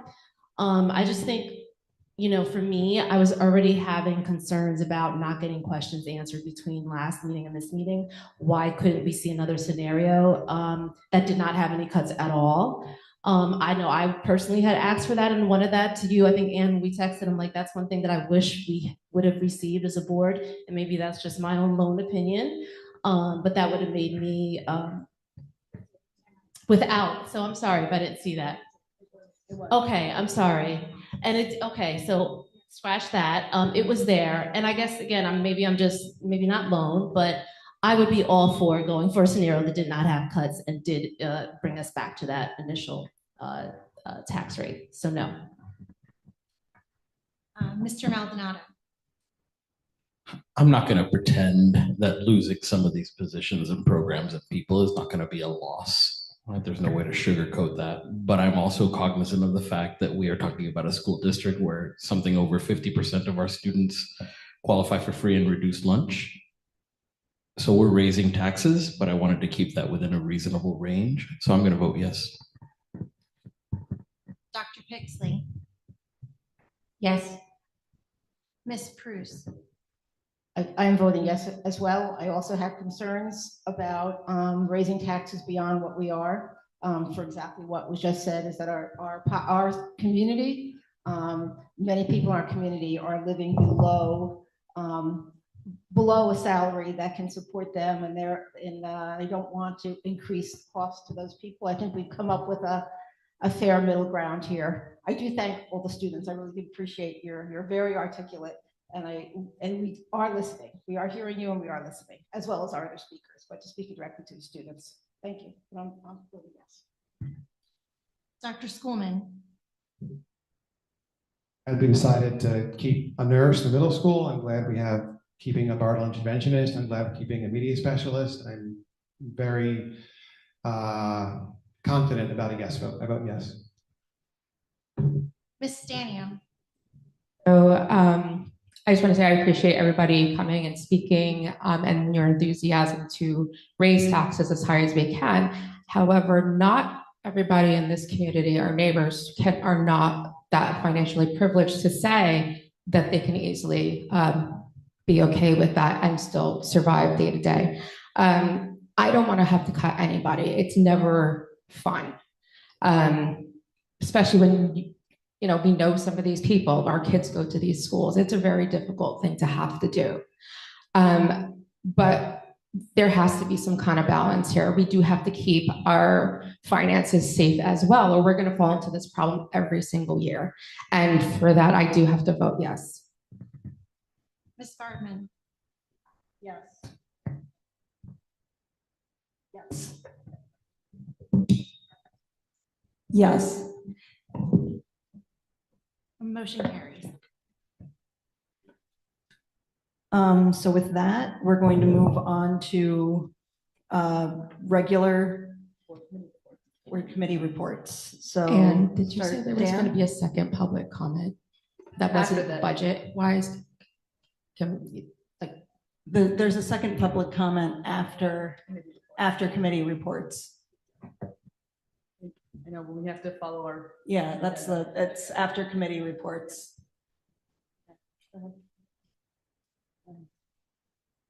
For curriculum instruction, we met on April 16th. We talked about the math curriculum adoption. There were 4 curricula being piloted. The implementation of those has now been completed. In addition to gathering teacher feedback and student feedback, we are still gathering parental and guardian feedback. So we do not have a final decision. It looks like we have kind of 2 front runners, but to not influence kind of that last gathering the data, we're not going to discuss that at this point. But it looks like we have 2 really promising possibilities, and depending on kind of how the final feedback and analysis on that, we will be making a choice moving forward. I believe there will be a presentation in May at the board meeting on that, sharing some of the data and the decision to be made. So look for that next month. But there is a lot of data to be shared on that, and that's being gathered. We also have field trips. There'll be a field trip to the municipal building for 5th grade. Cheerleaders are going to Bartle for a pep rally for testing. 5th graders are going to choir at the middle school and high school to connect them with those programs. And there will be a dress rehearsal for Bartle Spring concert. The other item we discussed was technology use, particularly Chromebook use, both in school and out of school. And we are sort of gathering what data we can look at and what is manageable. There is a lot of data, and a lot of it is collected through LineWise, which is a software that tracks user data and blocks and filters websites that are being used. So we are figuring out what data we can gather and then what questions we want answered. We know some parents have expressed concerns about Chromebook use and technology use in the schools. There's a lot of data, and we're trying to figure out how to look at it in a useful, meaningful, kind of manageable way. Yeah. Okay. Items for voting. So we have approval of the field trips, approval of job description for maintenance specialist, approval of the Highland Park School professional development plan, approval of home instruction for 4 students, approval of the spring school bus emergency evacuation report, approval of the university student interns, approval of CPR, AED, first aid training for a number of staff. And that's it. Any questions?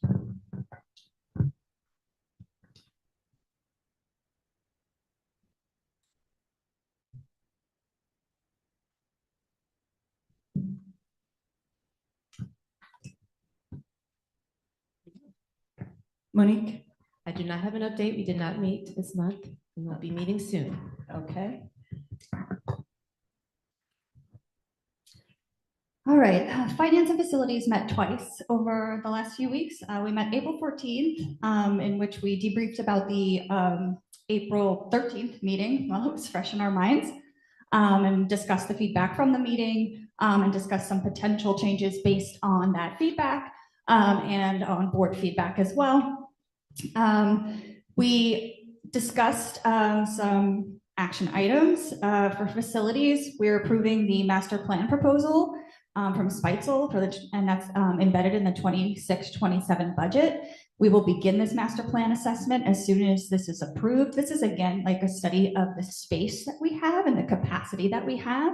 We do have pre-K class, not pre-K. Pre-K is in the building. We have some classes at Irving in those modulars, and we can't keep them forever. So we need to do a space assessment, to make sure to see how we can accommodate more students, especially as our, town continues to be developed.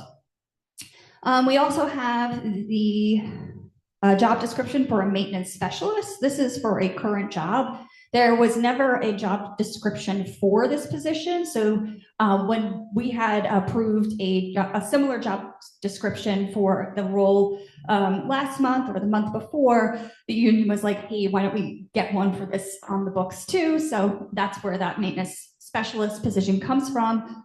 It's not a job that's open. We have it. It's just describing the duties. We also discussed the Champions program. So Champions will collapse the middle school program next year. Right now, there's only one student. The district offered a paraprofessional to walk that student to Bartle for the remainder of this year. So to be kind of like a counselor in training and do some activities over there. We had discussed, is there a need for a middle school after school program? Considering, we had the CAVE program, and the CAVE program is also closing. However, I did reach out to Nikki Gonzalez over at, who is my neighbor, and she said some days there were no students there, and some days there were maybe 5 or 8 students there. So between that, current enrollment, and only one parent interested in enrollment so far for next year, we support the decision to close the middle school portion of Champions. Some facility projects updates. The Baseball field is waiting on an updated quote from the landscaper, and a sign is also on order. The Bartle structural repair continues moving along. They're making good progress. They are doing some last minute things at the Bartle toilet room. So hopefully those kids will get to use it before they, 5th grade will get to use it before they graduate. Pre-K classroom renovations, a door will be installed in that cafeteria area so that workers can enter directly into the construction zone rather than having to go through the whole school. We are still waiting for updated quotes for the HPEF Environmental Sustainability Project grant. There was a discovery of a leak in the geothermal field at Irving. This is not as serious as it sounds. There's no volcanoes or anything. So there's a leak in one of the geothermal pipes near the modulars. The pipe is part of the heating and cooling system of Irving. This requires the removal of the fence near those modulars and excavation. Our facilities director is hopeful that the leak can be found easily, accessed, and repaired. If they cannot find the leak, then they are going to have to cap the pipe.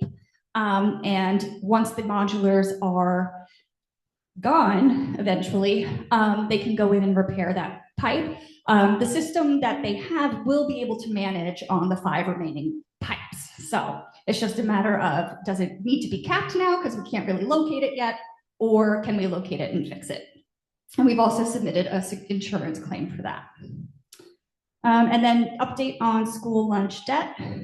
As of April 6th, we were at $52,387.70. For our facilities, oh, hold on. A lot of pages behind.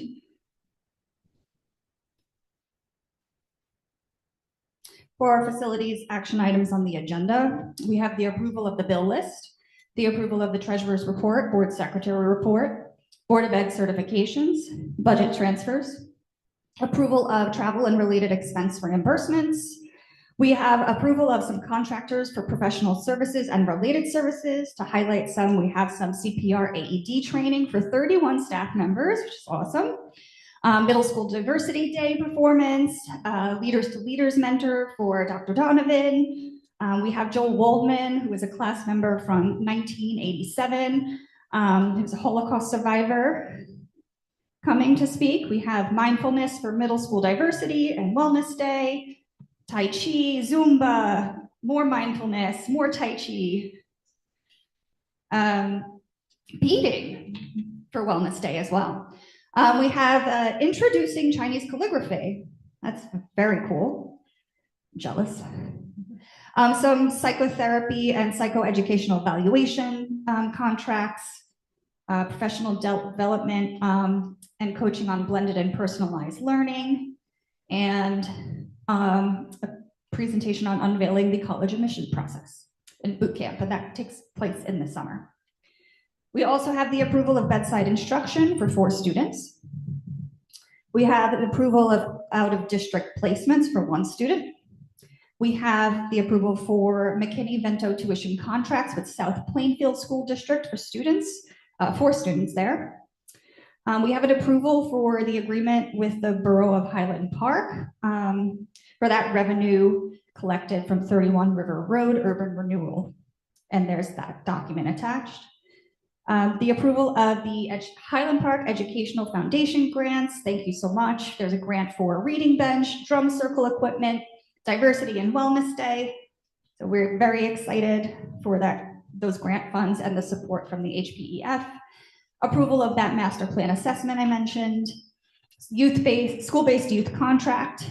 That's for our school-based youth services program for the 26-27 year. Renewal of our food service management contract for next year.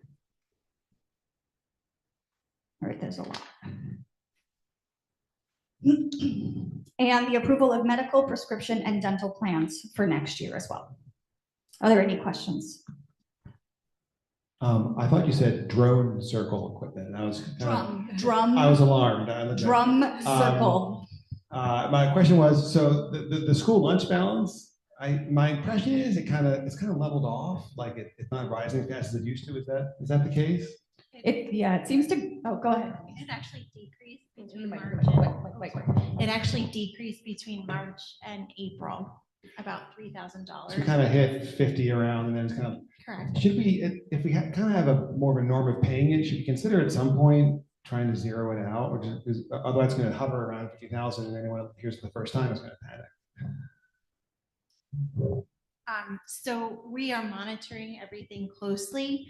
The goal is to get everyone that could qualify for free and reduced lunch to apply.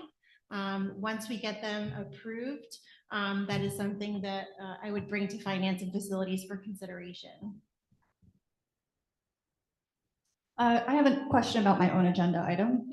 Can you go into the agreement with the Borough of Highland Park? Can you just describe what that is at 31 River Road for the public? That's the pilot share, so payment in lieu of taxes. That is an agreement about 3 years ago with the help of Ms. Bruce. The borough does pay the district a portion of the pilot share money that they receive for the redevelopment of 31 River Road. Thank you. You're welcome.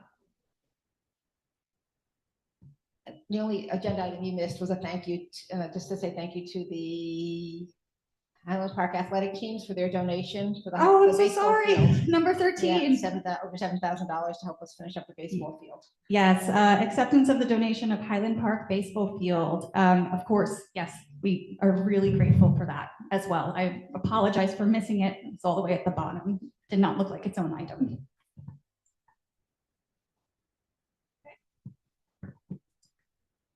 Okay, so for personnel, we have the approvals of the reduction in force as outlined in the budget.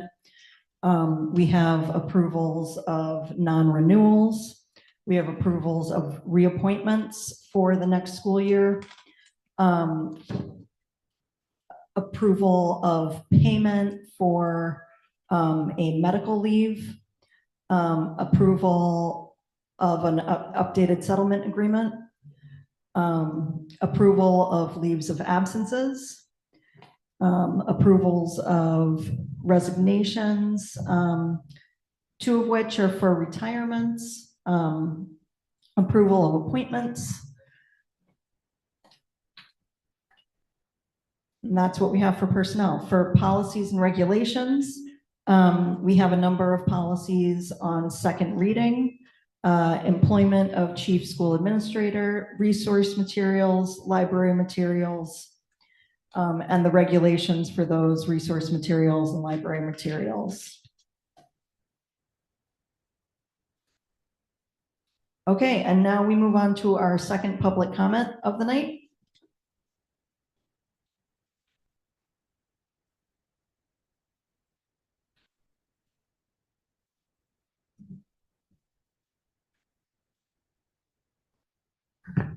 Hi, Fiona Stanio again, and this is my sister Lila. We wanted to address something that's been a problem in the middle school and the elementary school, is the lack of pads and tampons in the school bathrooms. I've talked to my principal about this multiple times, but she has said, well, students can go to the nurse. Here's the problem with that. Sometimes students may be on the 3rd floor and may have to go to a bathroom like at that exact moment. They can't go all the way down to the nurse just to get a pad or a tampon. They have to go to the bathrooms, but there are no pad or tampon dispensers in the bathrooms. And not just the girl bathrooms, the boys bathrooms as well, because there are trans students in our schools. And also in the elementary school, not just the middle school. There are young girls who need tampons and pads because they might start their period early. And we really need this to be acknowledged because this has been a thing that I need some of my friends need, and a bunch of people need in the school. And I feel like it hasn't been acknowledged. It hasn't been like seen that we need this in our school bathrooms. Because this is a essential thing that we need, because we're not gonna go from all the way to the third floor, all the way from the second floor, all the way down to the nurse, just go all the way back up again. And so that is something that I was gonna say needs to be acknowledged.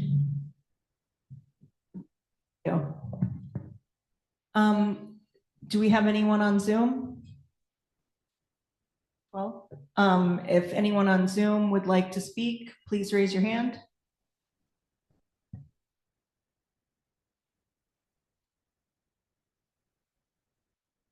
Going once? Okay, well then we are going to close the second public comment section and move on to board action items. For curriculum instruction, I move items 1 through 7. Dr. Beatty? Yes. Ms. Caselda? Yes. Dr. Coleman? Yes. Mr. Maldonado? Yes. Dr. Pixley? Yes. Ms. Prus? Yes. Dr. Schoolman? Yes. Ms. Stanio? Yes. Ms. Bardman?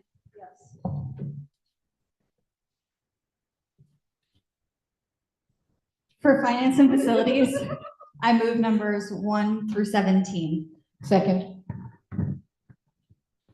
Dr. Beatty? Yes. Ms. Caselda? Yes.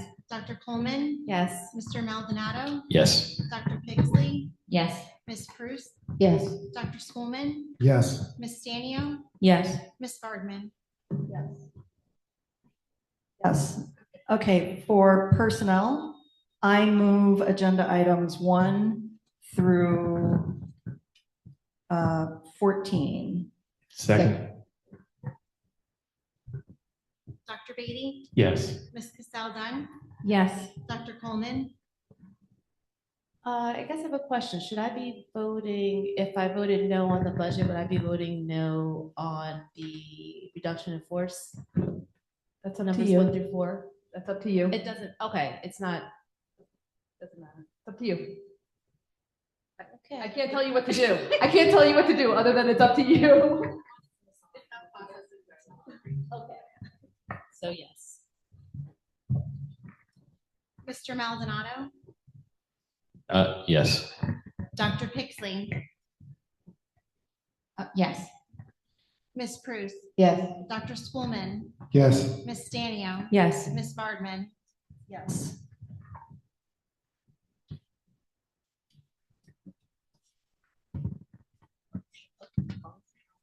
Okay, and on policies and regulations, I move agenda items 1.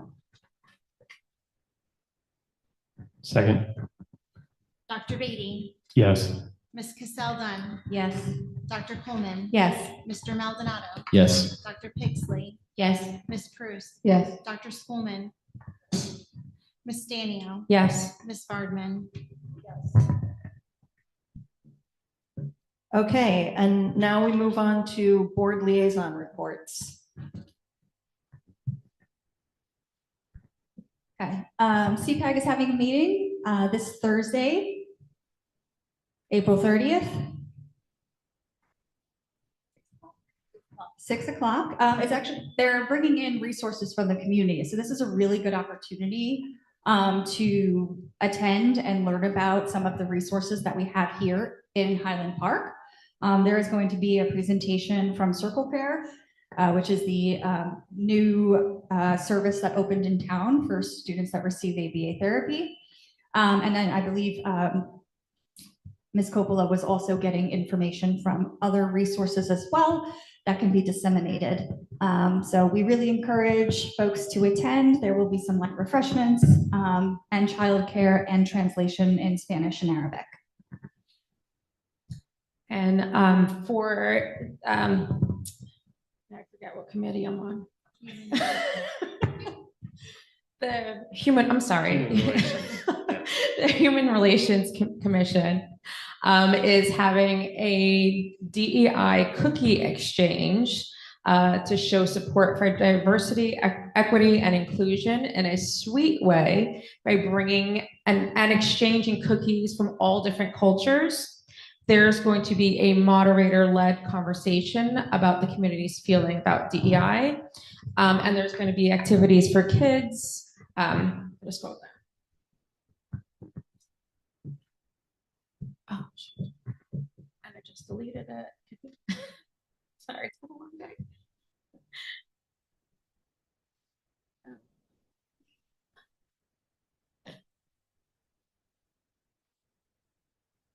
Right, I found it again. And that is on Sunday, May 17th, from 1 to 3 p.m. at the community center, the Highland Park Community Center. So I hope you all can make it, and it's free.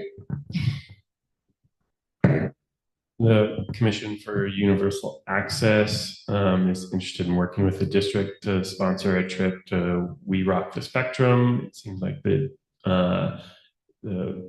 age group that's probably going to fit is probably Irving, kind of K1. The commission is in contact with our Director of Ed Services to kind of discuss this possibility and plan for it probably for the fall. I don't think it can happen this year, but they are really looking forward to playing that and providing that for the district. I have an update on the green team.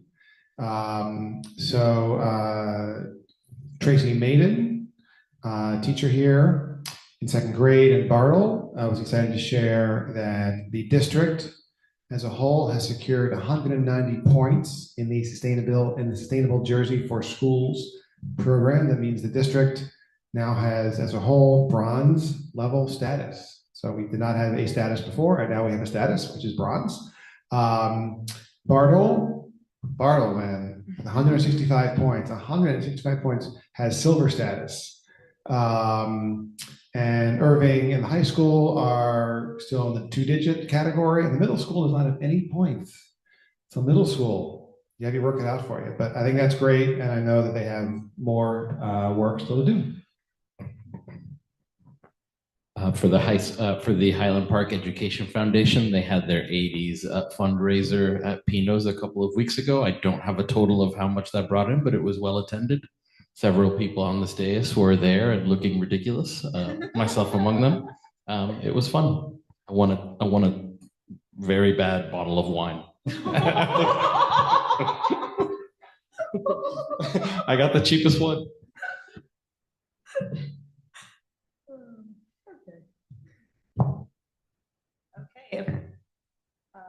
If that's all for board liaison reports, we'll move on to the president's report, of which I do not have one. And then old business, new business. Oh, I actually was just going to address the student's second public comment that we were aware through some of the discussion that came out actually at the April 13th board meeting. So I took some of that information because, as you see, I take copious notes, although contrary to popular belief, I actually do go back and take all the information and try to do some action items.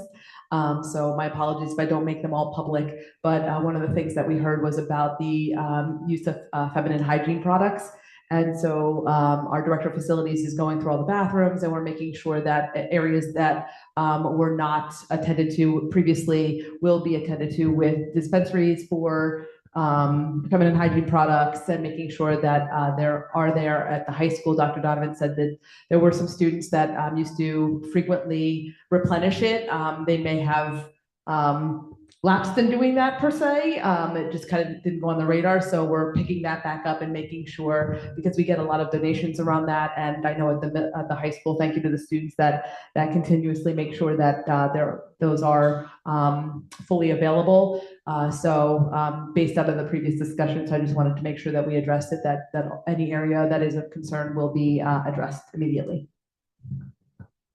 I had the pleasure of participating in a global certificate program where Highland Park High School students actually went to the Graduate School of Education at Rutgers and presented some of their plans for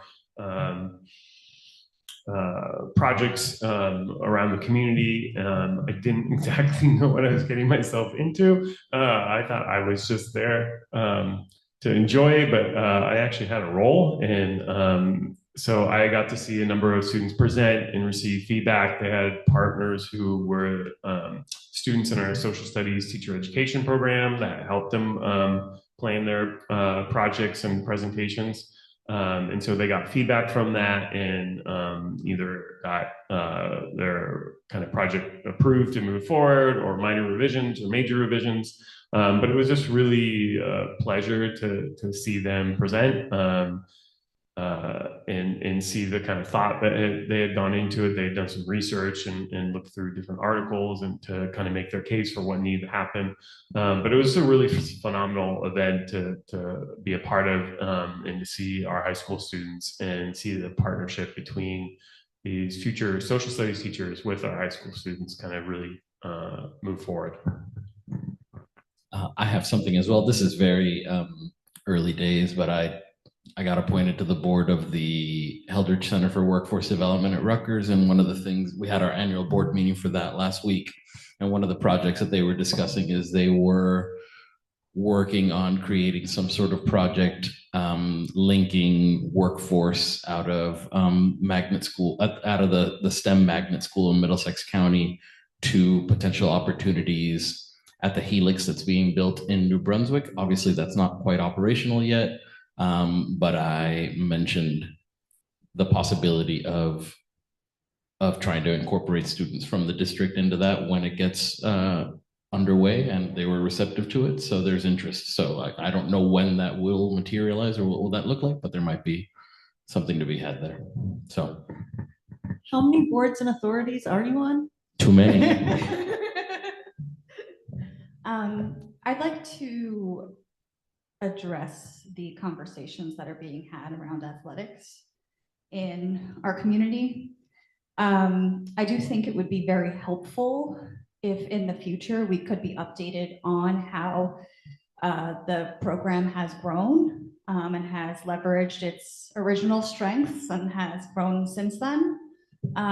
You know, we've had wonderful presentations where we recognize student athletes, and that's been great. I don't think some members of the public understand the importance of student athletics when it comes to connectedness to schools and motivation and learning, quite frankly. And I'm not an athlete parent. Like I am, like my kids on one team, but like my kids were not athletic, like at all, right? And I would roll my eyes at the parents that like would go to soccer games every weekend. Like Anne texts me from the soccer fields and it's like, I'm so cold. And I'm like, you signed up for that, right? But there is clear evidence behind that relationship. And it is often a pathway to college for some students that may not get there otherwise, whose talents don't excel in ELA or math or STEM or whatever, right? So I think we need to be really careful about villainizing athletics and villainizing the people that support our athletics department. To me, it's really offensive. And I just want to, you know, maybe encourage some more information being brought forward to kind of combat some of those myths. Allison, I think that's just spot on. I mean, I was not an athlete. It's going to be shocking to people either. But being in the district and making friends whose kids are more into sports and hearing from student athletes here and talking to teachers, and it's just, I just never knew, you know, how much of a happy student's identity and their feeling good about themselves came from participation in sports, not from winning all the games, but from being part of a team and getting better. And that translates. And I think it'd be great if we could hear more about, well, we do hear a lot about it. We hear from students, we hear from coaches and the director, but I don't want any students listening, watching the Zoom, all 5 people who watched on YouTube. But if anyone does, I don't want any student who is into football or basketball or soccer or whatever to think that their excellence matters less than a student who is, super bookish or something like that. Like, you all matter, and everyone's talents matter the same to me. And I'm proud that we have an athletic director and a better program than we used to.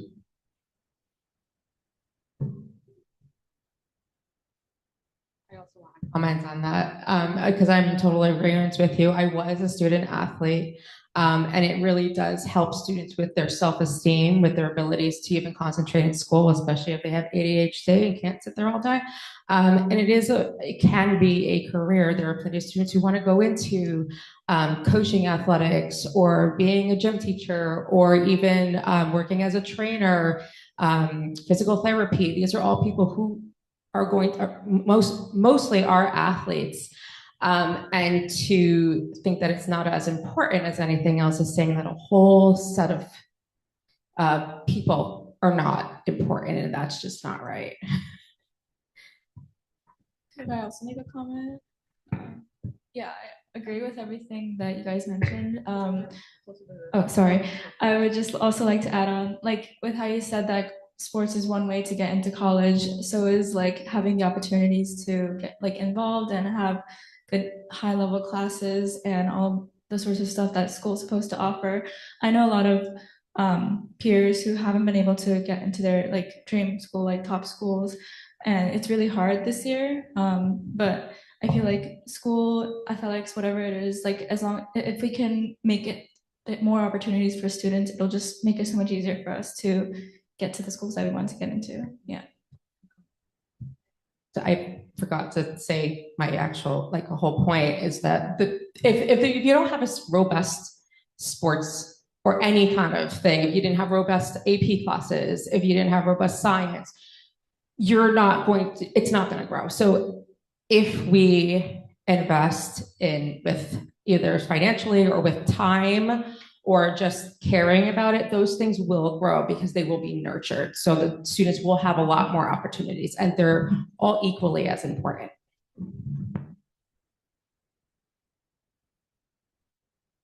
Okay, well then, with that, I move that we adjourn. Second. All in favor? Aye. Good night, everyone.